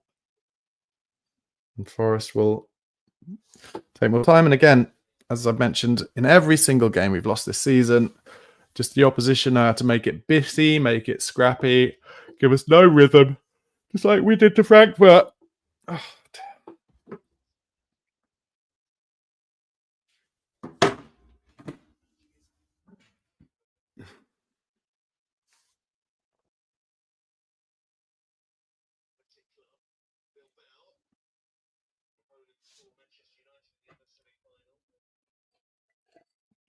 we're at 60 minutes now, so is he going to start thinking about bringing on Bergvall, Solanke?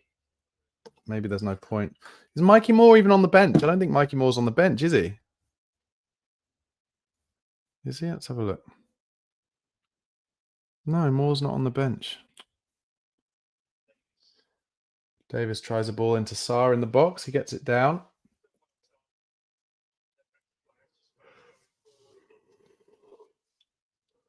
Alan Smith talking about how Sarr's done well. I mean, he's made some runs, perhaps, Sarr, but I wouldn't say he's done well. Comes out to Odebear. Good first touch, beats his man on the inside. Goes for 1-2 with Kulusevski. Kulusevski, not a good return ball. Forest now able to come out. Gibbs White on the right-hand side. Spurs just jogging around. What a fucking shite season this has been, man. Do win it back through Bentancur, though.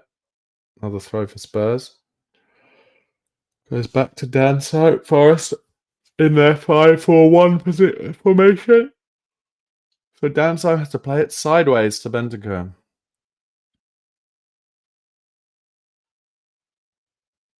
Bentancur has to play it backwards this time to Danso. Oh, and then we give it away. But actually, giving it away nearly worked. And it has worked because it brought Forest out. And now we're at the byline. This would be hilarious if we scored from it. It's a corner. But that Spurs made a chance to get a cross in because we nearly passed it straight to Forest. And as a result, they all kind of jumped forward a step. And then we nicked the ball ahead of them. Porro with a corner. Excuse me. Fans trying to get something going, but here it comes. Oh, goal! Oh, what a clearance. It's not a goal. That is an unbelievable clearance on the line. And now Hudson-Odoi driving at Spurs. Bentancur is working hard. I think it was Kulusevski who flicked it at the near post. What a clearance that was. Spurs nearly scoring from a corner. So, yeah, it's Kulusevski at the near post. Oh, my God. What a clearance on the volley on the line. Wow.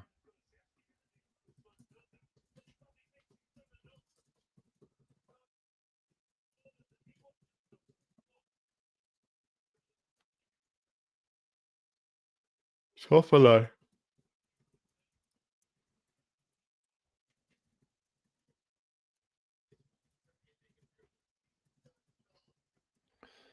Oh, that could have changed things, but it doesn't. 63 minutes gone.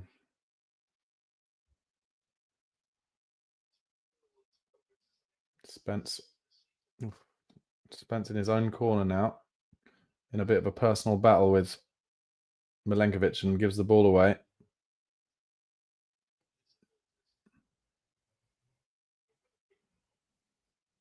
Goal kick to Spurs. Vic gives it early to Danso. Wants options, doesn't have any. Tries the ball through the line to Kulusevski and loses it. Anderson brings it forward to Hudson-Odoi.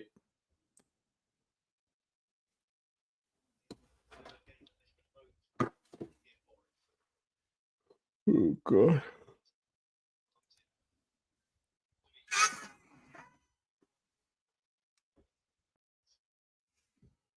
Morgan Gibbs-White is booked.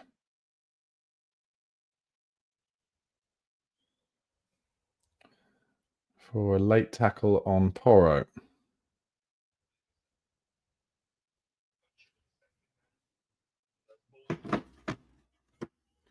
.64 minutes gone. No forward-based substitutions from Ange.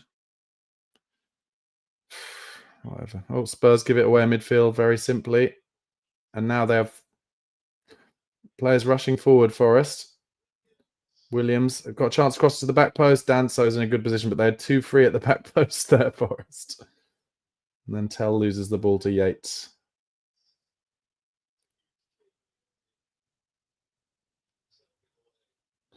And now, oh my God, well, Solanke's coming on, but also Brennan Johnson. Like, what is he going to do against a deep block?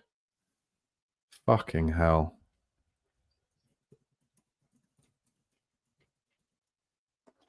This is so easy for Forest. It's embarrassingly easy.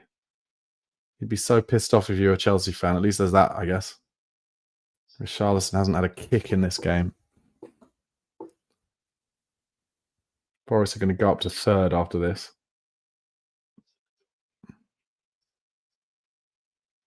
Porro now driving through midfield. He's got a bit of space to run into here. Oh, and tries to find Kulusevski, but a horrible pass. Oh, chance was Richarlison. Oh, doesn't score. Of course he doesn't.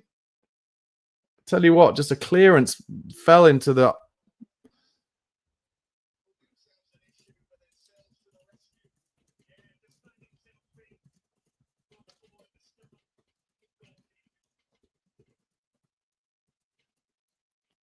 So it's just a Forest clearance off their own man. Comes across to Richarlison. 7 yards out. It's high. It's on the volley. He couldn't get it down, and so Sells clears it. Sells saves it, sorry.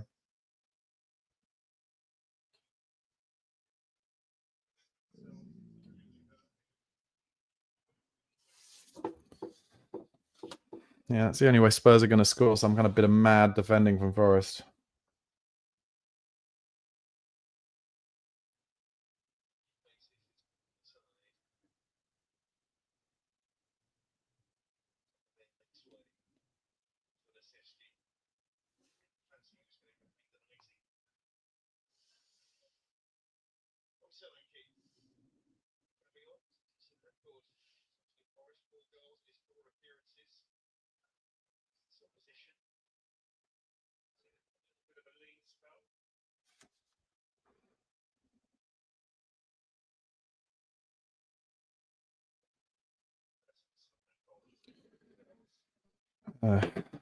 So obviously that's been a minute. The free kick's still not being taken. Oh, it's a throw-in, sorry. So Brennan Johnson and Solanke have come on. Tell is still wide left. So I'm guessing Odebear has come off. Oh, Richarlison. Hold on. No, wait. Richarlison and Solanke on the pitch together. Going 2 up top. I guess we're going to try and get some crosses in. Here's Danso. Danso driving forward, trying to make something happen, and then plays a horrible ball, goes off the pitch. So Johnson has come on for Odebear.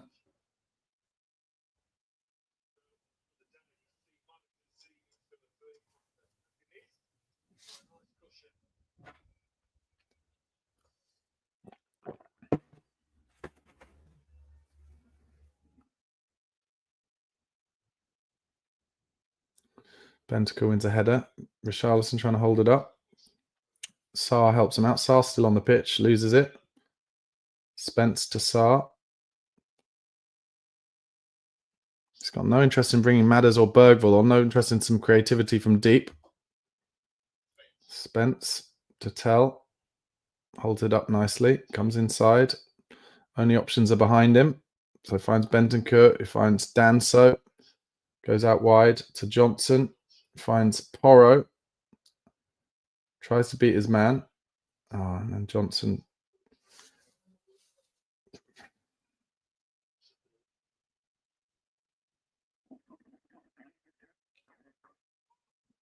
Porro throws it to Richarlison. So I guess Kulusevski's gone off the pitch.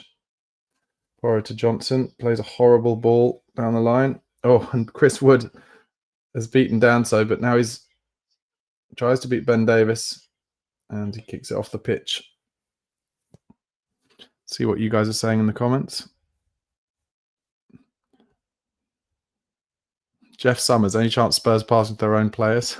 Arav says 2-0 is a reputable loss for us, lol. RB says at least we're not getting relegated this season. What a win.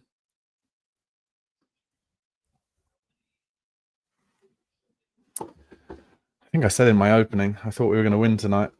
I couldn't have been more wrong. Just utter dross. Excuse me.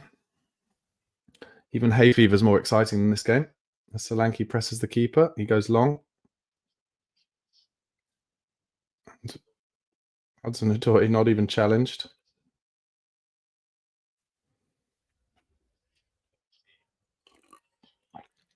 I have to say, I just think these games now would be the perfect time to just play kids, because at least they'll fucking work hard and try. Well, good ball from Spence into Tell. He's inside his man here, and he tries to cut back. It's good defending. Goes off for a corner. If you play kids, at least they'll try 110% because they've got nothing to lose. They'll go for it.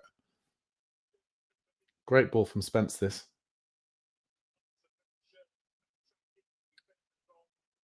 Oh, and that was good defending because that cutback would have come straight for Richarlison. Would have been a good chance.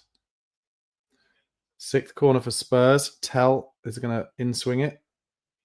Here it comes. Decent delivery. Danso. Oh, nearly falls to Richarlison, but he can't get it down, obviously.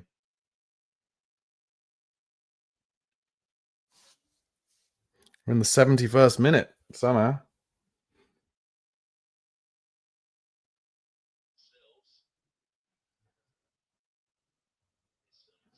And the Forest fans singing how they're going to Wembley. Bentancur picks it up in the halfway line. Goes out wide to Porro.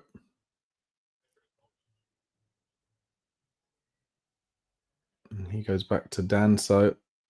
Spurs have 3 players on the edge of the box. Danso breaking forward. Danso has it hit. That's a great effort from Danso on his left peg, you know, just goes wide.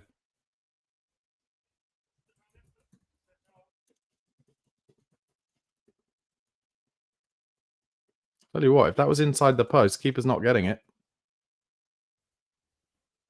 Very much his swinger.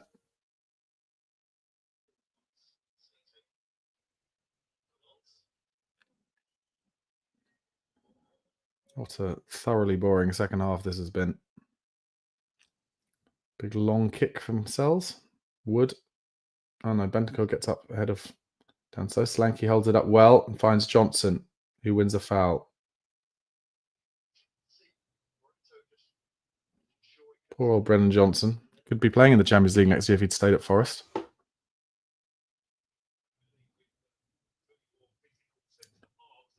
Danso to Davis. Goes out wide to Spence. Goes inside to side. Dear. If Ange comes out and says, "Oh, you know, we bossed this game and all this shit," I'd be so frustrated because it's just like you got to change things against a team like Forest. Let Forest have the fucking ball. That's what we should have done from like the first minute. Just say you have the ball, and we'll hit you on the counter attack because they wouldn't know what to do with it like they didn't against Everton. Oh dear, Forest just booting it into the sky from the keeper. Oh, Danso misses a header, but Davis finds Porro, and he just goes for the big up and under down the middle. They've got 3 centre halves, mate. Solanke working his nuts off as ever. Danso finds Vic, who chips it back to Danso. Tries to find a ball through the lines to Solanke, and it comes all the way back to Vicario. This is fucking boring, man. Ben Davis trying to bring the ball forward, but eventually has to go backwards to Bentancur. Opens it out to Danso. Goes down the line to Johnson. Comes inside. Plays it inside to Bentancur. Goes out wide to Spence, who finds Tell. He's got Sarr, who's still on the pitch. I didn't even notice, somewhere near him. Comes back to Spence. Cuts back narrow. Gives it to Tell. Tell tries to get a cross in. And Richarlison heads it off the pitch.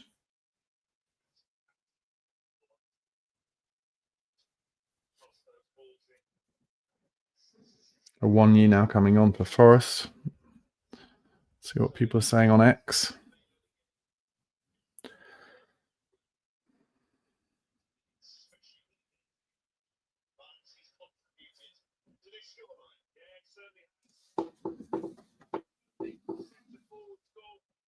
Woods comes off. Wood, sorry.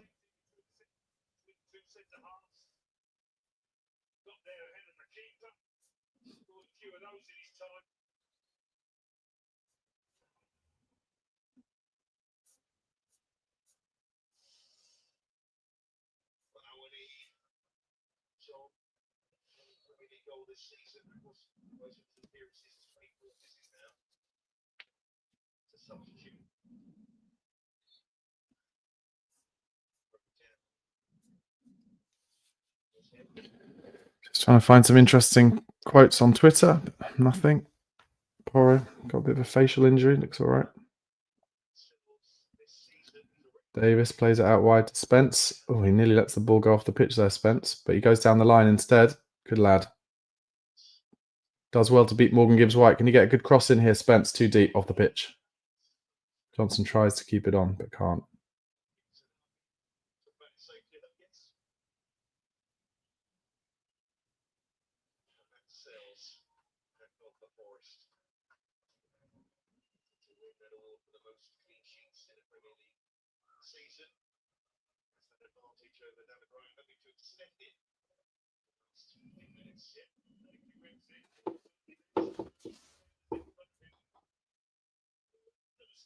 They're talking about how Sells can win the clean sheet award. Jesus Christ. Wouldn't be surprised if Forest, really the bottom drops out of Forest, similar to what it did with Wolves. Remember, Nuno had some really good seasons with Wolves, but at some point the bottom dropped out. He ended up getting sacked. You just can't keep playing this way season after season. Same as like when Leicester won the league and then got relegated. So eventually they'll have to either try and change the style by getting in better players or even better players, or something will have to change. But I'm sure Forest fans are not giving a monkeys about that, caring a jot about that at the moment, because they'll be very happy with this win, that's for sure. Tell. I'm going to go back with Spence making a run outside him. Now a chance for Tell to get a cross in. It doesn't. It comes across to Dan, so he's going to have a dig on his right foot this time. No, he opens it out to Porro. Forest have a million bodies in the box. Cross comes in. Easily cleared by Forest, of course. Back to the halfway line with Ben Davis. He goes to Bentancur. Opens it out to Sarr, who I cannot believe is still on this pitch. When we could have a Madison or a Bergvall on instead. Comes out to Porro. Spurs fans trying to make some noise. Davis. Good lad, Davis, running it forward. Comes out wide. Davis should just keep going, get in the box. Spence. To Tell. Inside. Ben Davis. Tell now, taking on two players, so he loses it.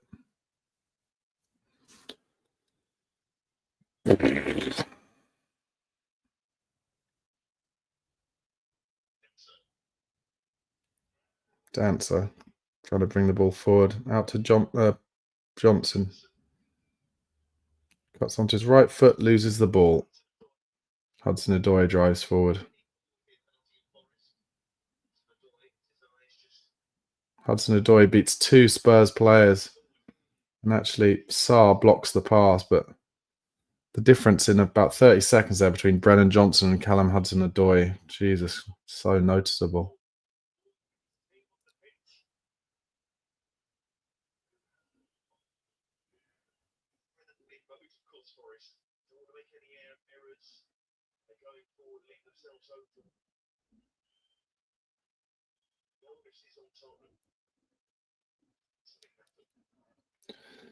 We're just coming into the 80th minute.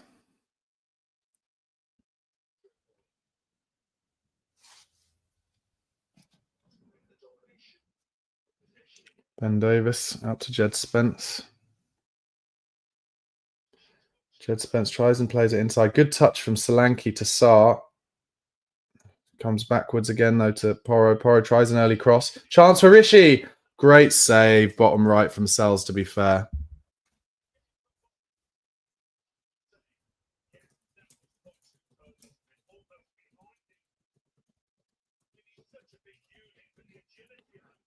It's a good cross from Porro. Richarlison gets it into the bottom left-hand corner. And it's a good save on the bounce from the keeper. Fair play to him on that one.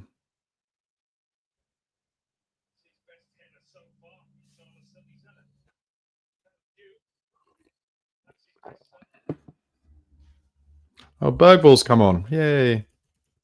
What's the kind of point bringing him on at 10 minutes to go? Johnson now driving, trying to get to Bayern. Good cross from Johnson. Oh, nearly an OG as well. That's good from Johnson there.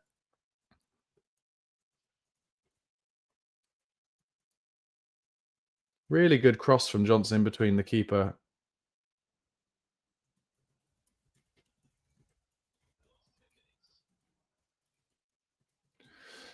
Tell's going to take this corner.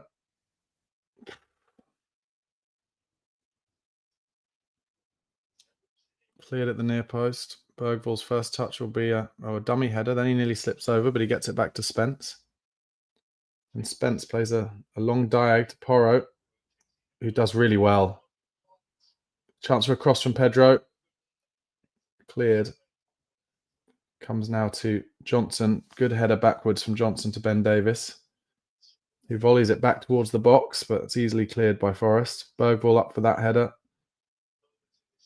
And then he wins the ball in midfield here, Bergvall. Goes back to Spence. Comes across to Bentancur. Ben Davies now coming forward.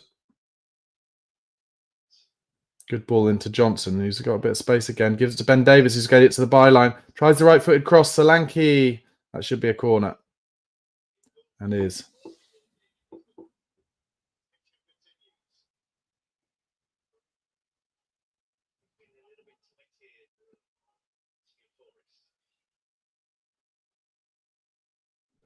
I'd be tempted to try a short corner if I was Spurs. Just bring some of those Forest players out. There's so many big players there. But anyway, outswinger from Porro. Rishi gets to it first. Comes outside the box to Bergvall. Tries the big diag. Brilliant ball to Porro. It's a poor cross. It's the first man from Pedro. Comes out to Bentancur, who's being pressed. Has to use his strength. He does well there, Bentancur. Lays it inside to Bergvall. And a beautiful dink ball from Bergvall out to Tell. Good cross from Tell. And then bounces off. It's cleared for a throw-in for Spurs. Forest backs to the wall here, but a bit too little, too late from Spurs.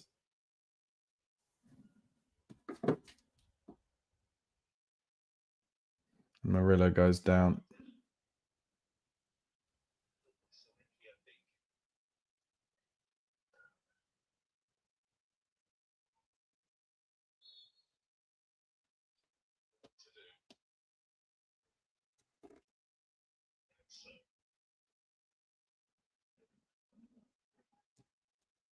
Ben Davies brings it forward.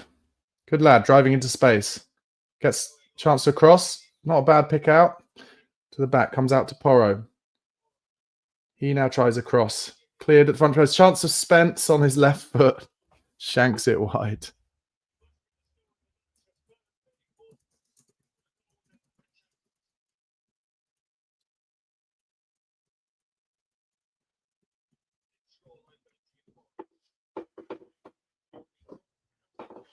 Forest go up to 3rd place. My God. Villa down in 7th. Chelsea 6th.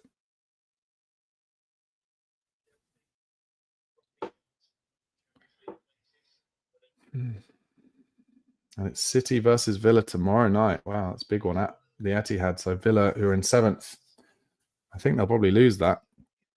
I don't know, actually. City are a bit up and down. Bergvall wins a header in midfield and then wins the second one. Already looking like our best player on the pitch, having only been on for like 1 minute, but Solanke unfortunately loses it in midfield. Porro picks off a through ball and then drives forward. Goes out wide to Spence. Got Tell outside him. Tries the narrow ball to Bergvall, but he wasn't ready for it. And Gibbs White has seemed to kind of put a little bit of an arm in on Bergvall there. And now Hudson-Odoi is in down the left for Forest, driving at Pedro Porro. He's just going to let him in the box, I would have thought. Good tackle there on Awani from Bentancur. And then a good 50-50 challenge, old school. Danso comes with another one. Gets it to Solanke. His first touch is great there. His second touch isn't great. He's on his own here. And he's fouled a few times there, Dom.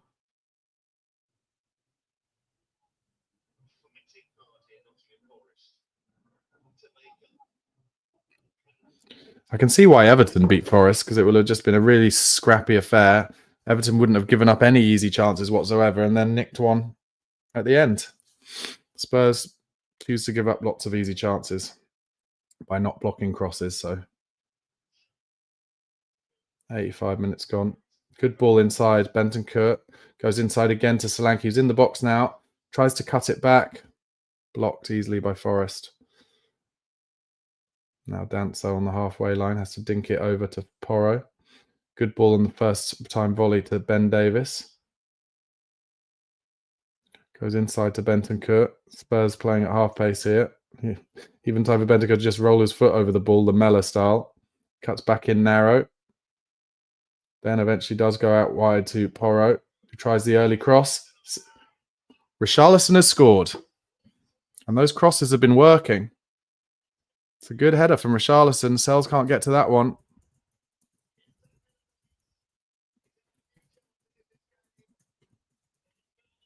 And that is how you celebrate a Spurs goal these days in the Premier League.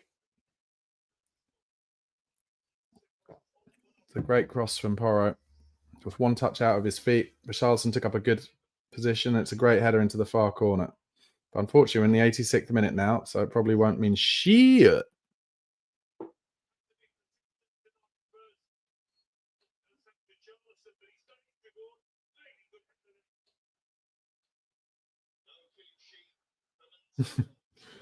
Double fist for Ange, loving it. Yes. Bit too little, too late, I fear, for Spurs.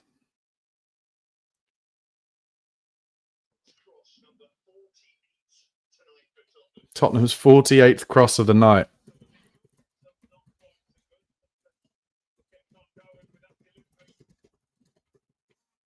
Why? I mean, we just scored a goal from it, fine, eventually in the 87th minute. But why are you putting in 48 crosses against a team who have Milenkovic and Murillo as centre-backs? Firstly, and then in the second half, they brought on a third centre-back. I mean, I guess it's worked in the end, but I'm not sure if it's the percentage play. Anyway, Forest just now grinding us in their left-hand corner, throwing it further and further into the corner.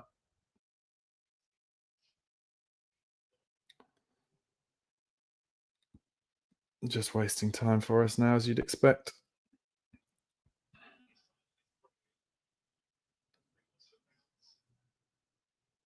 Just holding it up in the corner, but Bentancur does well.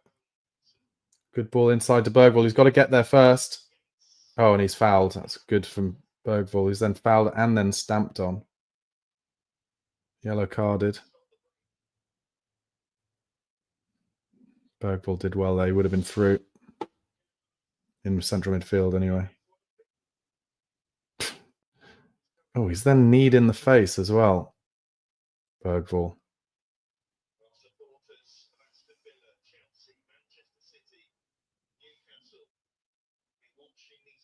Yeah, City, Chelsea, Newcastle, Villa fans desperate for Spurs to score another goal. Hilarious. All those teams who always fucking hate on us.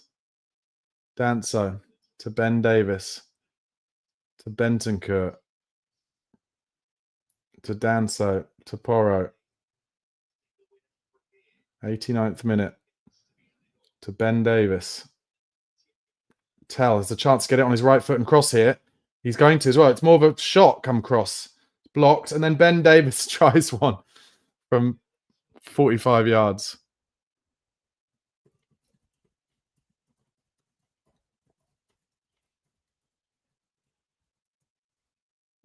Yeah, he hits it on the half volley. I mean, it would have been truly something. Forest fans now whistling.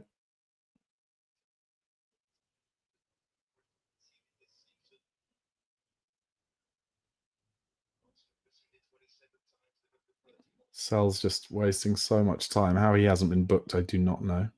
But they go long.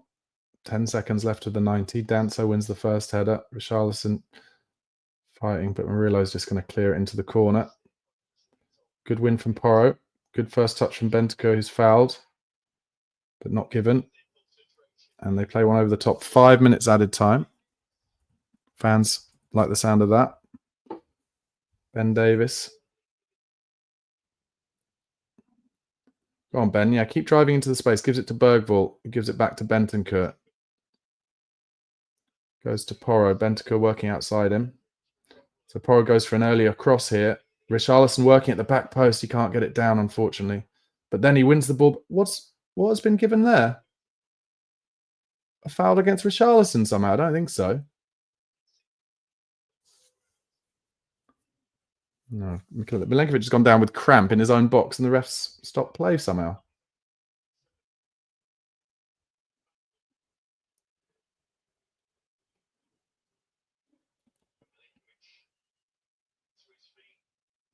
Of course, Milenkovic's pitch is fine. Forest about to make another couple of subs by the looks of things.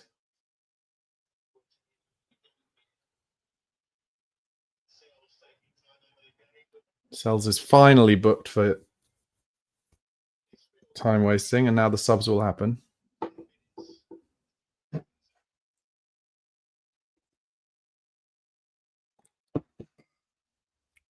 Goes long. Ben Davis wins the first ball. Udogie, not Udogie, sorry. Hudson-Odoi wins a foul, which it wasn't.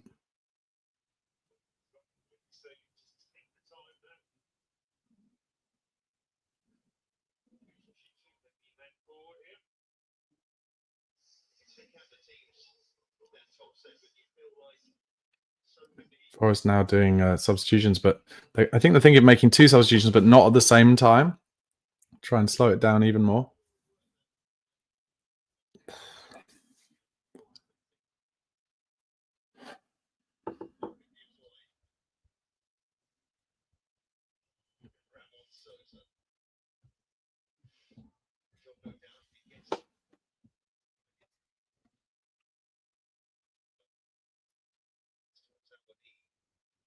The game has started again.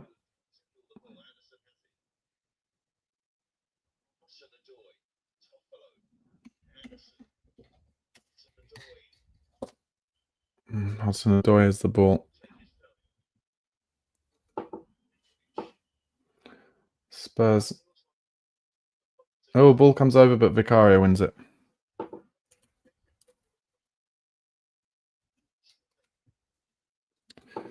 Okay, Bergvall plays a good ball to Porro coming forward. He's got Johnson outside him, and Johnson wins a good free kick there. It's a pretty bad foul from Toffolo.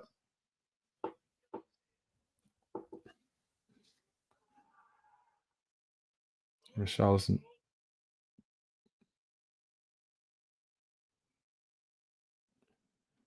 Might as well get Vic forward.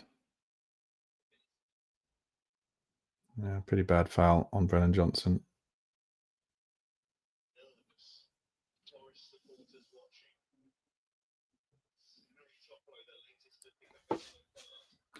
So Porro's going to get the cross in. Forest basically got all their men in the box.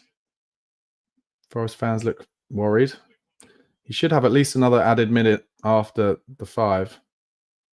Forest players just wasting more time by pushing everyone around. Stay on side here, Spurs. Come on, Porro. Good delivery. Here it comes. Flick to the front post. Comes to Tell at the back post. Tries to get a cross in, but it's easily headed up. But then headed back towards Tell, and Bentancur tries to find Tell. He won't get there before Williams, I don't think. Yeah, he doesn't win the ball there, and Williams can clear. And he's held it up, Irony, over Jed Spence. And that's a Spurs throw.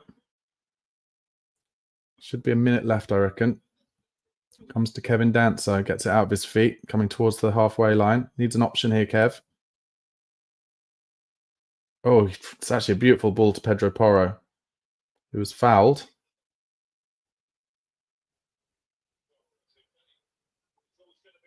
I think Porro's dived on the floor there. And he didn't even win a throw-in.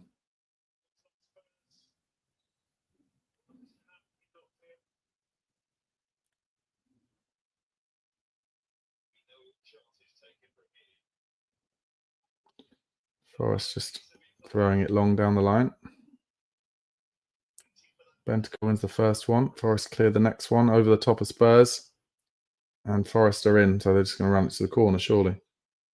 He doesn't. He goes narrow. Oh dear. Absolute air shot there from Irony. Now he's taking it to the corner.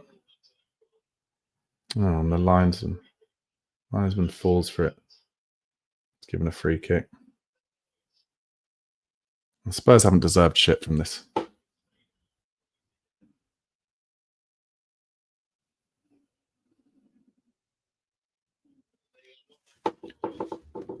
Oh dear.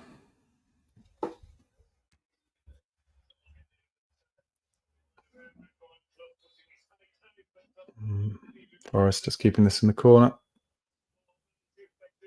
And then Tell just gives away a ridiculous foul, frustrated.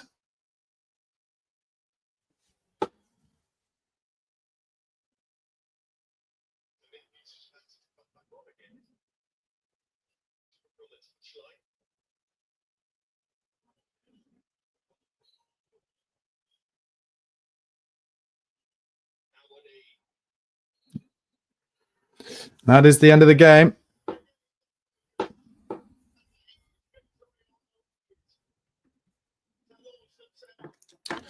This is my instant match review of the Tottenham Hotspur 1, Nottingham Forest 2. Another defeat for Tottenham Hotspur in the Premier League.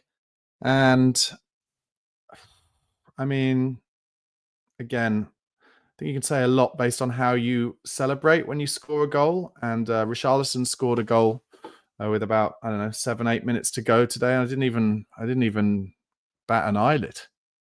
Didn't care. Because the performance. What's weird about tonight was I feel like the tempo was kind of okay in the first half of the first half, certainly. But never, ever have you seen a team play into the hands of the opposition more than Tottenham Hotspur do. Especially tonight, but pretty much every game we play in the Premier League, we just allow them to wait for Tottenham to make the same mistakes that they make every single game, and they know that they'll score from it. And today, the goals were scored from poor set-piece defending. The first goal came in the first 5 minutes, 4 minutes gone from Anderson when Forest had a corner. It's an outswinger, and Pedro Porro is the first man. All he has to do, get a big header on it, clear it out for a throw-in. Tottenham reshape. Forest will, in that instance, have to move all their centre-backs away from the box and back in their shape. But no, Porro tries to put, I don't know, maybe it's just a bad header, but it seems like he's trying to clear it with his head centrally. Doesn't get enough on it. And as a result, the ball comes straight back to the edge of the 18-yard box, and Anderson just plows through on the half volley, deflected, and a goalkeeping mistake probably. 1-0 Forest. And who's the team that you least want to go 1-0 down to? Nottingham Forest. But not only that, Tottenham then conceded another goal to them after 9 minutes, which were very fortunate was offside. But any of you who are regular watchers of my videos, what do Tottenham not do in every single game? They don't stop crosses. And what do you need to do against a team like Forest who've got Chris Wood, absolute giant in the middle of the box? You have to stop crosses, but we don't. Wood heads it in, and we were lucky it was offside. But do we learn from that? No, because then in the 16th minute, Pedro Porro decides to have zero interest in stopping a cross out wide. And I'll say, tactically, I won't just blame Porro, because it's down to Ange Postecoglou to tell his wide forwards to help his fullbacks to stop the cross. And he doesn't. Comes into the middle of the box. And who pops up in between Romero and Van der Ven? Heads it into the goal. Chris Wood, the player who hadn't been scoring regularly recently, but come and play Tottenham because you know you will get chances in the air. And that is what happened. And that was 2-0.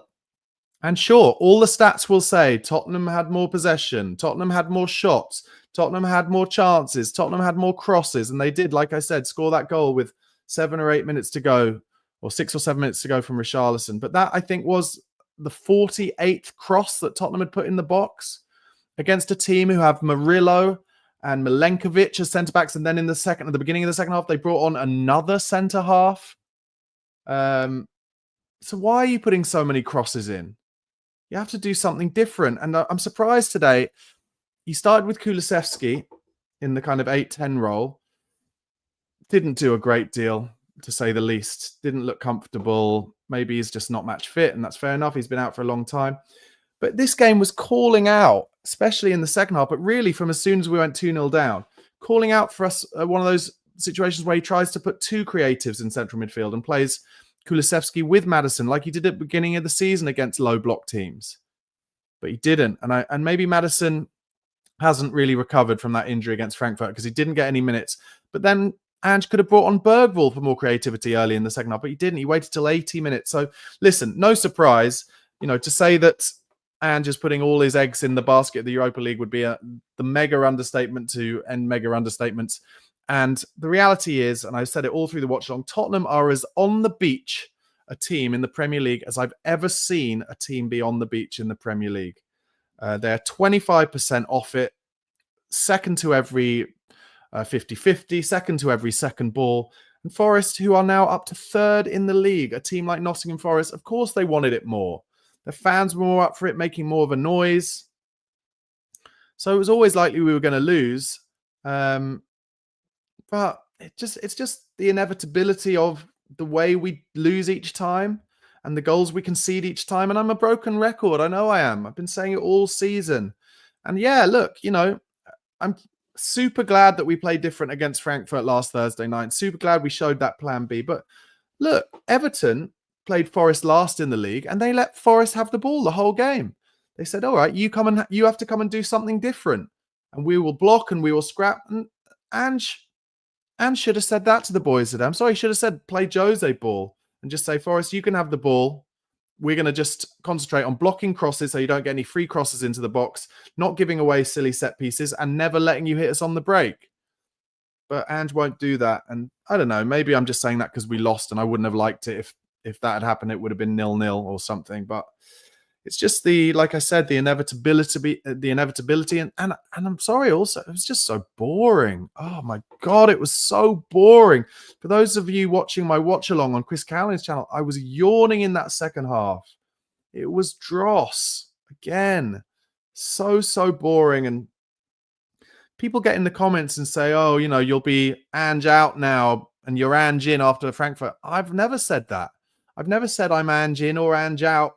I've always been very, very sure to back up how I feel on my reaction on any particular performance to say I'm desperate for it to work for Ange Postecoglou. There's nothing I'd like more than for him to lift the Europa League at the end of the season, shove it down our throats. But if he doesn't, and it's still a big if as to whether we can actually do it, Bodo Glimt won't be an easy two-legged semi-final, but it certainly won't be easy against Athletic Bilbao in the final if we get there. And, I do have a little bit of a worry about playing Man United in the final, considering, you know, it would be written in the script for Spurs to beat them 3 times in a season, and then in the one game where it really mattered, get turned over by them. And of course, they've got so much experience of winning trophies. They will expect it on the day if we did get there. But if he doesn't, and maybe even if he does win that trophy, he will lose his job when he loses his job, because we concede the same goal every single game. And it is not good enough at the elite level. And I'm a broken record, but you cannot. He has to tell his wide forwards to support his fullbacks and therefore stop crosses coming in.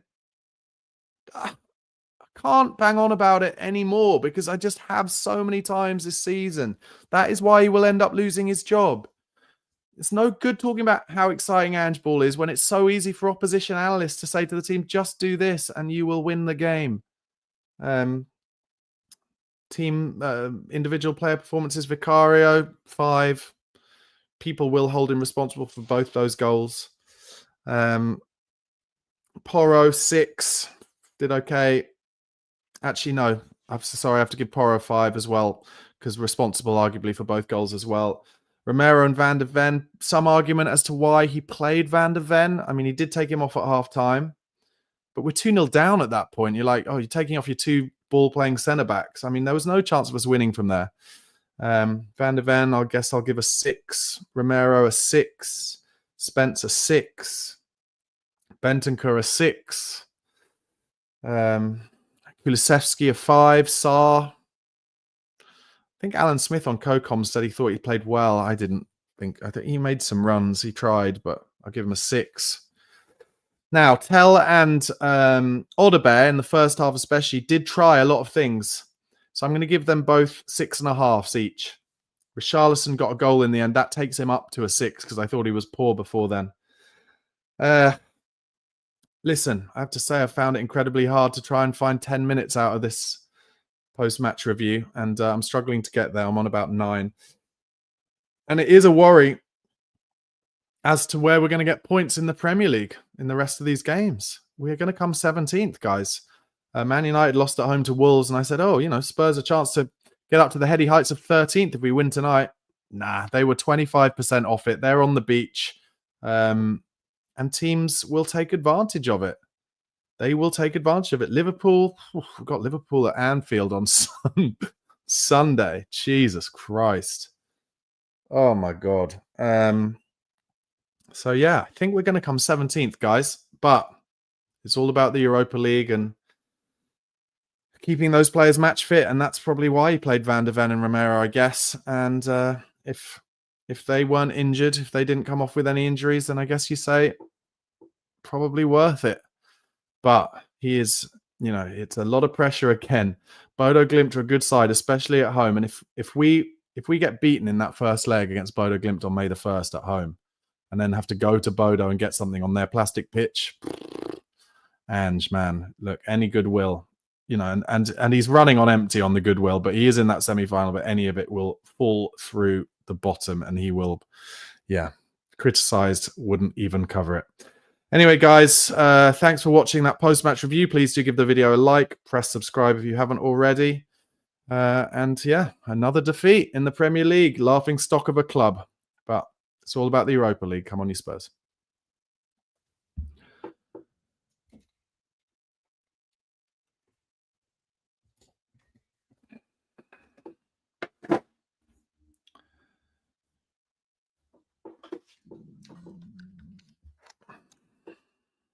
Okay, guys, here we are. It's the fan show after Tottenham lost 2-1 at home to Nottingham Forest in the Premier League. Not a great deal to say that hasn't already been said. Very, very poor from Spurs, played into Forest's hands. Let's go and see what you guys think. Starting off with Melvin in Malta. How are you, Melvin? Are you on mute? Can you hear me now? Yes, I can hear you now, Melvin. Yeah. What do you think of that? Can I just say something before you start? They're showing the stats. So the stats were 22 shots to 4, 6 on target to 3, 2.14 expected goals to 0.64, touches in opposition box 45 to 4, 51 crosses to 5, 68% possession. Now, Melvin, tell me this. Will Ange Postecoglou dare to come out tonight in the post-match press conference and be like, oh, we dominated the game. There was only one team who should have won that game, and it was us? Because you don't genuinely think that, do you? I don't know, probably will. He'll probably defend himself by saying he played Richarlison, the first minutes he's had in ages, Kulusevski. Strange game, strange atmosphere, strange season. It's same goals we conceded time and time again. It wasn't a strange game, was it, Melvin? Because if you were gonna put a bet on how that game would go against Forest, who play the exact same way in every game, that's what's going to happen against Spurs. You can argue that, we have one team. If you don't play our strongest lineup, we're going to be really, really poor. That's true. We didn't play Udogi. It's not an excuse. I mean, the team should have been strong enough to have more of a fight. You could see we lacked, a bit of cohesiveness up front, with the players, a bit of attacking. We kept missing chances. Credits for Richarlison for scoring. He keeps scoring, Richarlison, but I don't know. It's for me, it's these silly mistakes we make when defending. I don't think the concentration levels are as high as they should be. No. I mean, they were in the Europa League, which was good for us, but it just shows to be there's something wrong of how we're approaching these games. I know you can argue the season is over in the Premier League. There's nothing to play for at this moment. But I think if you want to win the Europa League, you have to have a mentality of learning how to game manage, learning how to not concede silly goals, defending as a unit, attacking as a unit. With things I was happy with, I thought Tell was bright but not effective, if that makes sense. Yeah. I thought his crossing was good, and Odegaard was, had some good moments in time. Kulusevski looked off it, and you can see why he's been absent for a while. Bentancur wasn't rested; he was played, and we needed him, and he was, everywhere as usual. But Sarr was a bit all over the place as well, but not in a good way. Romero, I thought, wanted to get sent off. He was practicing his tackling, and I thought the substitutions were a sign of what the manager was feeling. If we were going for the win, if the 3 points were important, he would have kept everyone on. He would have started Maddison, who we missed in the first half, I felt. I don't think we created much or anything through the midfield. It would always have to go down the wings. Yeah. And, it's always like that with Spurs. We struggle to create anything creative. It's been the same story all season. We still have the same weaknesses we had in September. Nothing's changed. I've just found some good news, Melvin. I've just found some good news. I didn't realize. I guess I hadn't put much thought into it. But actually, Liverpool at the weekend is our last game before that Bodo Glimt tie. So maybe he played Van der Ven to give him like 45 here, and maybe he won't give him any against Liverpool. Potentially. I just think the Europa League is the most important thing for us this season. I think the league. It's difficult when you're a fan and you pay for a ticket and you go to the game and you take your time to travel. But like I've said this all season, nowadays it's easier to accept a defeat when you're sat at home on your sofa, But of course, it's not happy. I'm not happy with losing. I'm not satisfied with losing. But we're in a position where the Premier League is done. There's nothing to fight for. I think the highest we can finish is potentially 11th, which is sad. But the Europa League at the same time is absolutely everything to me at the moment. Yep. It brings us Champions League football and a fucking trophy, which is something and a European one too. And it's not the Conference League either. So you'll have, I think the fans would be delirious if we'll be so happy if we could win a trophy in probably our worst season in 20 years. Oh, yeah. Would it classify as our worst season if we win the Europa League, or would it be the best? It would be the best.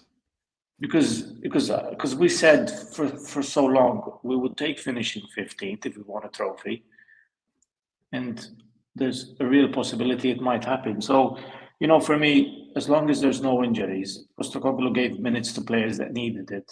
They're always going to be that way. I mean, Nottingham Forest have a system. They've been playing brilliantly all season. They have a striker that's continuously scored goals, and they're really, really solid at the back. Yeah. So I didn't think we were going to win today, even though in the WhatsApp group between us, I was saying that I was weirdly confident after. I was too. Yeah, I thought the energy was going to be really, really good, and the fans were happy, and I thought the atmosphere was going to be buzzing, and I was strangely confident where I shouldn't have been.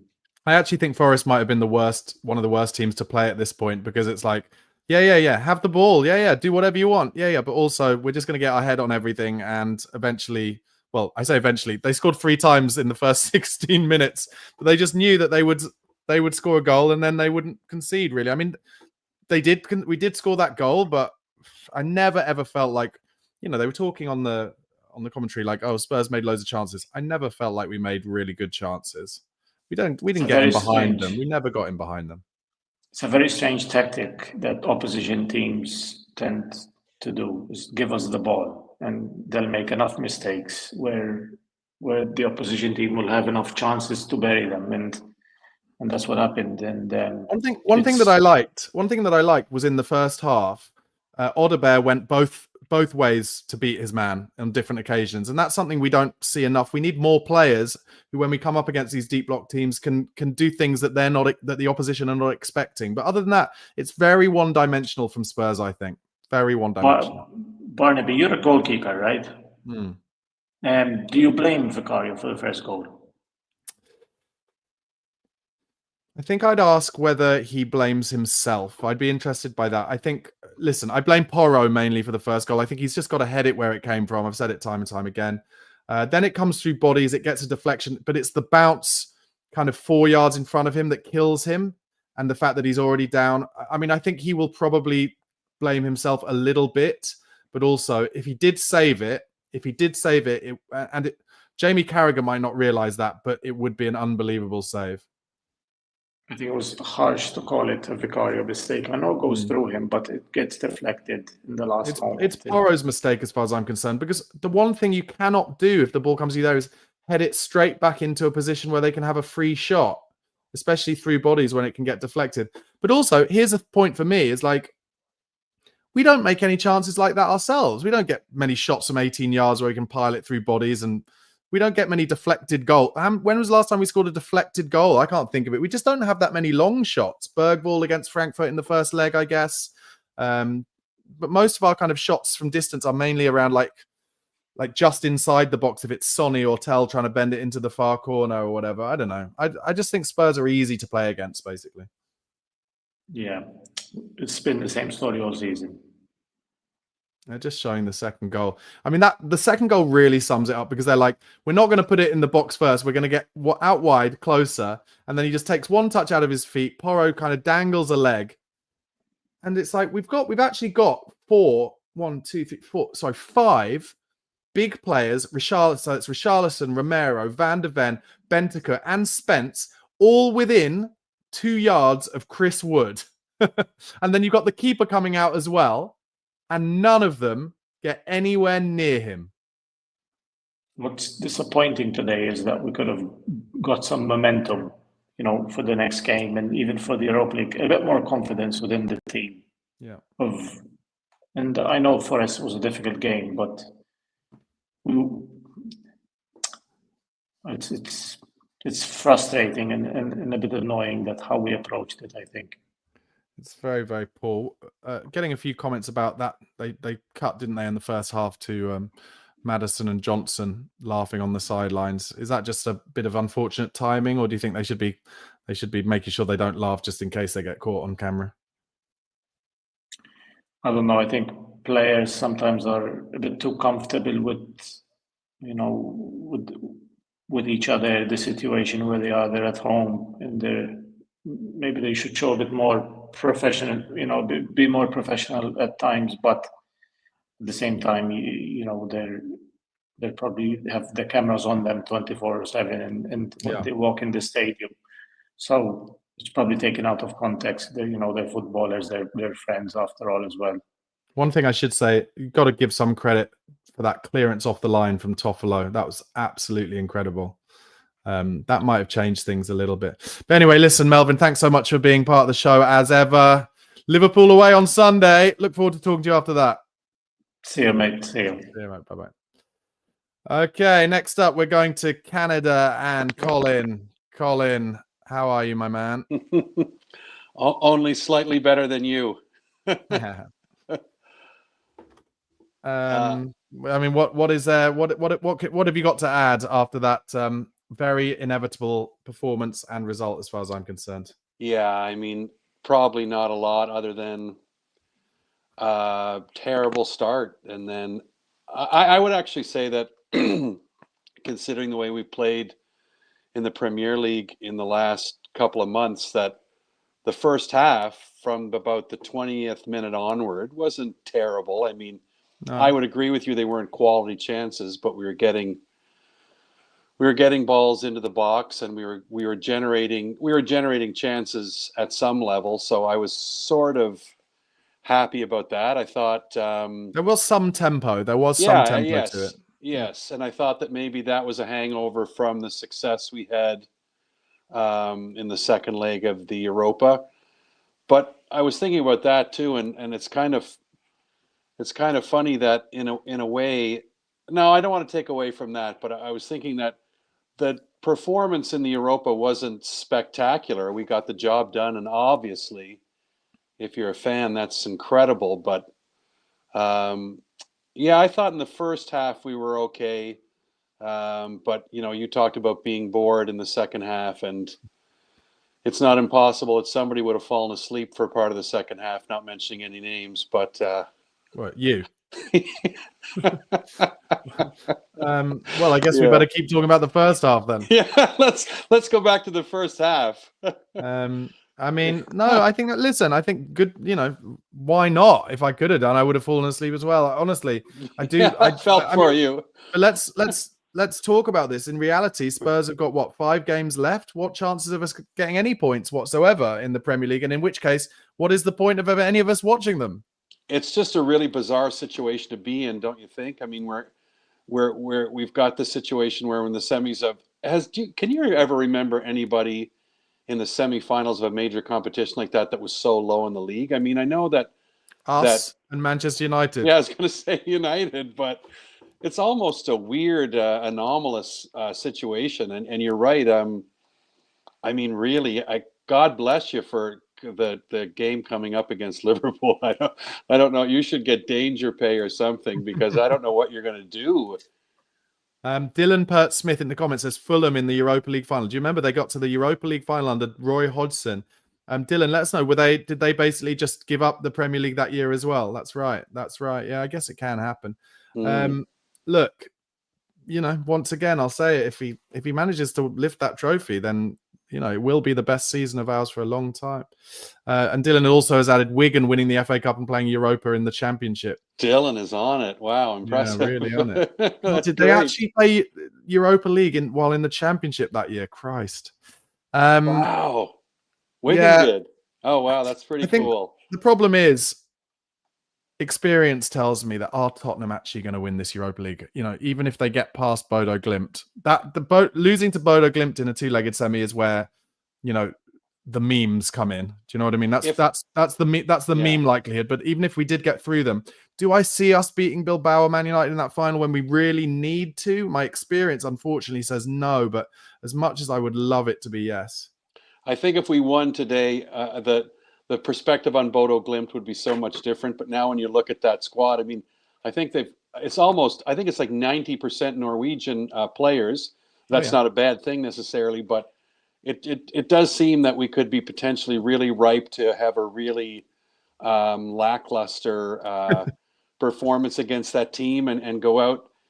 It's really terrible to have so much riding on this. I think that was my point with being so low in the league and having those last 5 games be so bizarrely meaningless. It's like purgatory. We can't be relegated, but we can't do anything. So I don't know. It's just let's put it this way. I hope you get to go on your trip.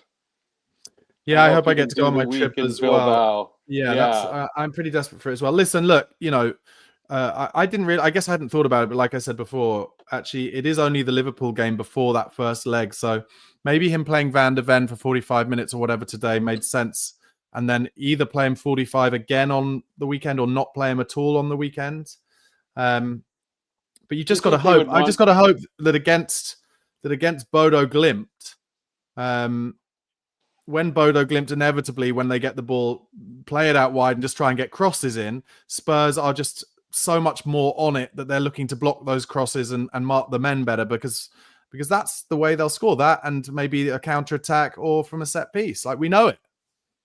And I'm sure the Bodo Glimt coaching staff is feels really good about their chances based on what they see from how we defend. I think that second goal was, it was just so poorly. It was so lacklusterly, if that's a word, defended on. To the ball goes out wide to Alanga, and we don't really close to him, and he cuts the ball back. And as you said, Chris Wood looked about 8 feet tall. I was actually kind of amazed that, it was just so cleanly picked up by Wood and no one else. And the gentleman before said you were a goalie, and I think that if he comes off the line and catches that ball, he looks fantastic. But you look really bad when you come off the line and you don't make contact. You do, but if he hadn't come off the line, he wasn't going to save it anyway. No, true, yeah. So, he wasn't going to save so it. in the end, he's kind of doing it to try and put him off as much as anything. Listen, so? Colin, I appreciate it, mate. Thanks for being part of the show. I've just got a few Always other people. Always a pleasure. Yes. Cheers, mate. Have a great evening. Bye-bye. Thank you, bye. Okay, next up, we're going to Steve. Steve, how are you, mate? How do you think after that performance? Yeah. Are you surprised? No, not well. I was a little bit. Yeah, I was expecting. I was actually expecting like a draw. I didn't go so far as think we're going to win, even after the good result at Frankfurt. But I do feel that we did create some chances in the first half, but Richarlison just wasn't positioning himself properly to get on the end of that, especially that cross from Odeberg that whizzed across the 6-yard box. Just waiting for a tap in and no one was there. That was one of the things. I thought we, a little bit unlucky not to get a point. I know you sort of think otherwise, but you're entitled to your opinion. That clearance off the line was bloody amazing by the guy whose name escapes me. From Kulishevsky's header flicked on.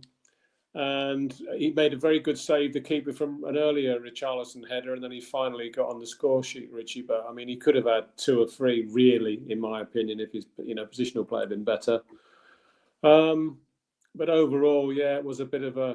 The players are not really used to rotating so much and playing with each other, so often. So there was a lot of misplaced passes. Like you said, I think.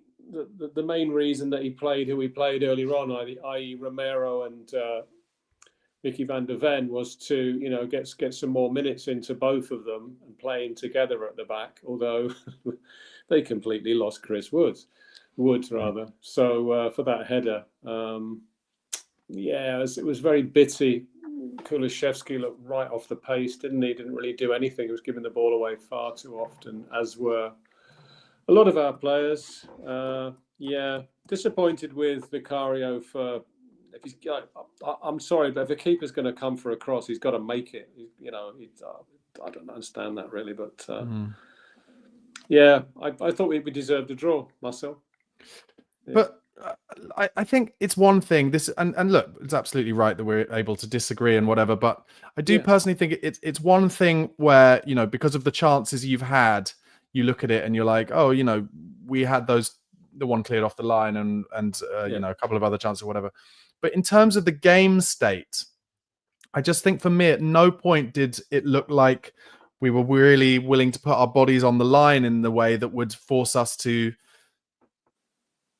I mean, I think it was kind of telling that we only scored that one goal so late in the game that actually Forest were able to just go into the corner and just kick the ball off for the rest of the game. We never in the game state felt to me like we were going to get anything out of it. Yeah, like we were going to get anything out of it. I agree. And they always, like a lot of teams that play against us, who have, well, every team's got a couple of breakaway fast players, and they just seem to tear into our defence at will.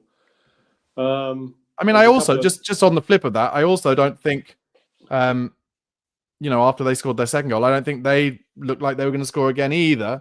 But also, I think if we had scored a bit earlier, then they probably would have had a few more counterattacks. And if we had ever equalised, they would have just turned it up another gear as well, probably. That is a possibility, of course, yeah, because they really wanted that, you know, third place they're up to now with the win. Yeah. Obviously knew what it would mean to them. I mean, that's another thing. Look, just on the bigger picture here, and I know that, you know, like I said, I know that, you know, we're all about the Europa League now, but the fact that we are going to finish 17th and Forest could finish 3rd is a damning indictment on this season. There is no way of justifying that.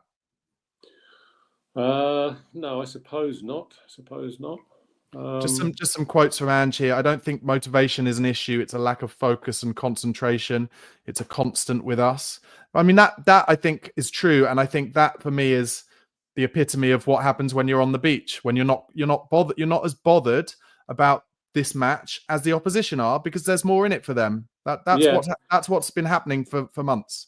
Yeah, that's right. They like most teams, they battled a lot harder than we did. And like we mentioned before, I mean, we've got so many players who are not really, they're a little bit lightweight. Although he gets stuck in, Bentancur isn't a beefy midfielder. He's not a, you know, he's a, you know, and neither is Sarr at all. He's a lightweight. We tend to get brushed off the ball too often and too easily. Very, very disappointing, but not really a surprise, I suppose we could say. We keep harping on about the only thing to look forward to is the Europa League. But well, at least it's only a week and a half away. And again, I'll say if we win that first leg, I don't know, 4-0, then all will be forgotten about this game and whatever score we get absolutely battered by at Anfield on Sunday. But at least there's a positive to that as well, because when they batter us, at least that means Arsenal won't win the league. Oh, right. Yeah, well, I don't think they're going to win it anyway, are they, really? I bloody hope not. Anyway, Steve. Yeah, okay. No worries. Top man, thanks for being a part of the show. Yeah, thanks for having me on. It was a bit of a bad one again. I mean, the game was a bad one, not the show. Top man. See you, bye. All the best. Cheers. And next up, over to Ireland and Noel. Noel, how are you, mate? Thanks for being patient. Jesus, Barnaby, I bloody hate football. There's times like I hate it. You loved it on Thursday night. No, of course, but tonight I hate it. But you know, the disappointing thing for me, Barnaby, is it's a constant theme all season. You know, Nottingham Forest are a big, strong, physical team. It was the same against Aston Villa. It was the same against Newcastle. It was the same against Fulham. We cannot cope with that type of physicality. No. You know, and you know, at the start of the game, I know you don't really blame Vicario for the first goal. I actually do. I thought he should have saved it. And he should certainly have saved the second one. You give a team like Nottingham Forest 2-goal start, you know, and they didn't even look like they were going to score another goal in the game. And they managed the game very comfortably.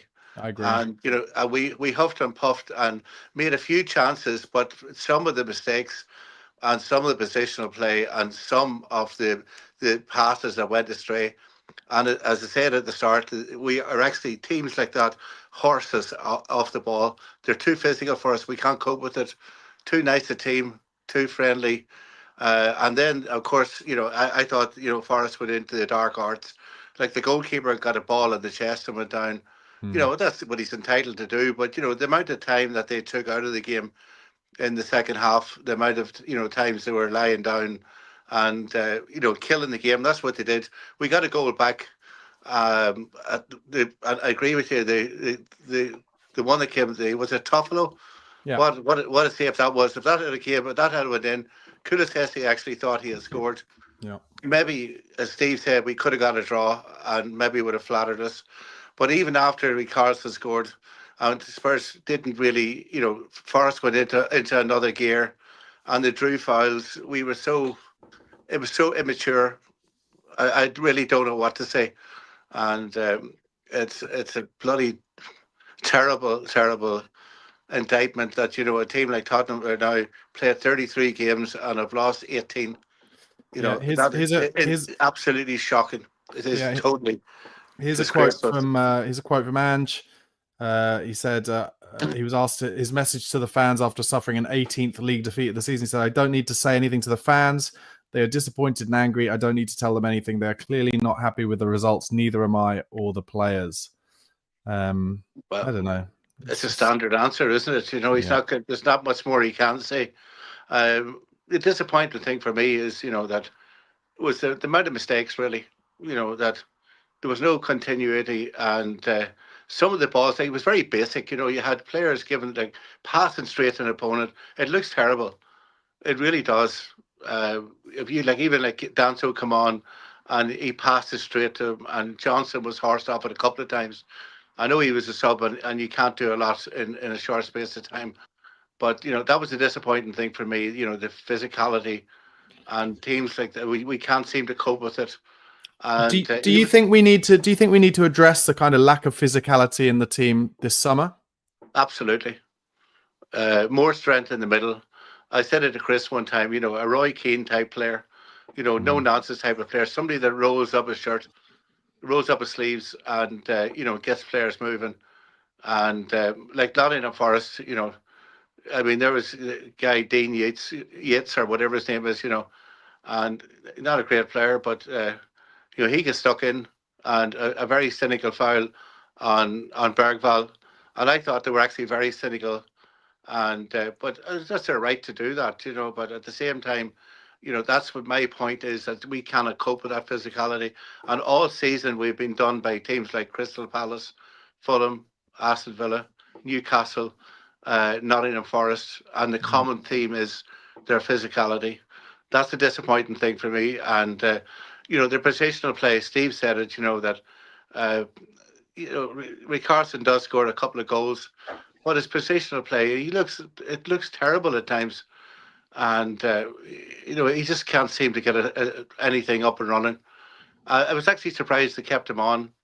I thought that he would have been replaced. Resting Solanke. Yeah, possibly. I think Richarlison will start at Anfield on Sunday as well. Well, he probably will actually. And he has scored at Anfield before, so maybe that's a good sign. But I'm not looking forward to Sunday, Barnaby, by any means. I mean, they're going to be in party mood after, they'll probably win the league during the week, and they'll be in party mood. What do they need? Do they need 6 more points, or they need 3? How's it work? I don't know. I don't think so. I think, would it not do it this Wednesday, or are they playing again on Wednesday? Let me have a look. Let's have a look. I'm not really sure. I thought they were going to be champions select by the time they played us. I can find this out for you. Oh no, hold on. Not as easy as I thought. I can't find it out. Let's wait. Hold on. Wednesday, Arsenal Palace playing Wednesday. Yeah. Tuesday, City Villa, and then no, they're not playing till us. But you mean if Arsenal don't beat Palace, basically? Maybe that's it. Yeah. I mean, I'm not looking forward to Sunday either, but maybe Liverpool will just be like, they'll just sit and wait for the problem. Yeah. Wait till they score the inevitable goal. I mean, maybe they won't try and just get crosses in, because they'll try and score the perfect goal. Who knows? Well, possibly. But here's one for you. Just before you go, I'd say I spent the weekend with a really good friend of mine who's a Spurs supporter, and he has been asking me to throw the name of Scotty Parker in as the next Spurs manager. Just a thought. Maybe a discussion for another day. He got bombed off by Bournemouth, though, didn't he? When it looked like he'd done a decent job, but yes.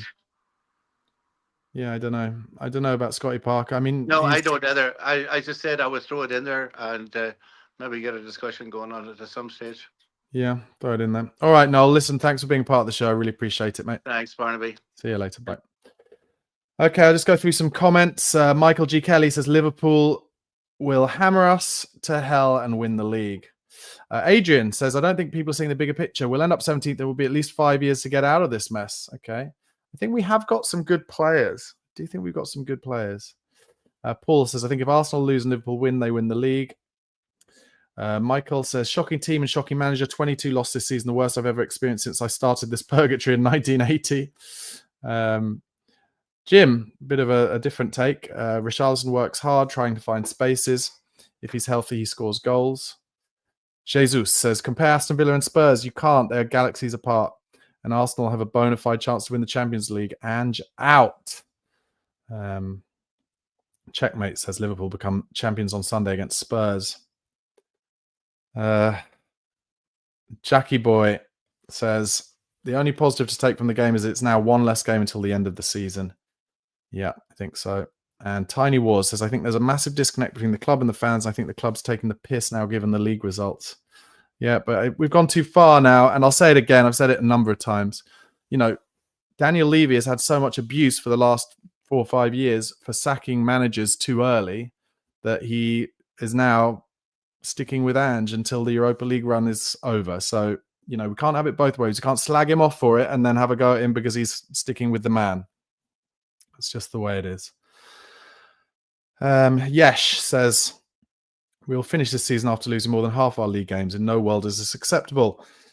Win the Europa League or lose it, Ange has to be sacked. Well, I've said it, and I think this is what would happen if we won the Europa League. I think Ange would do the open top bus tour and then probably resign.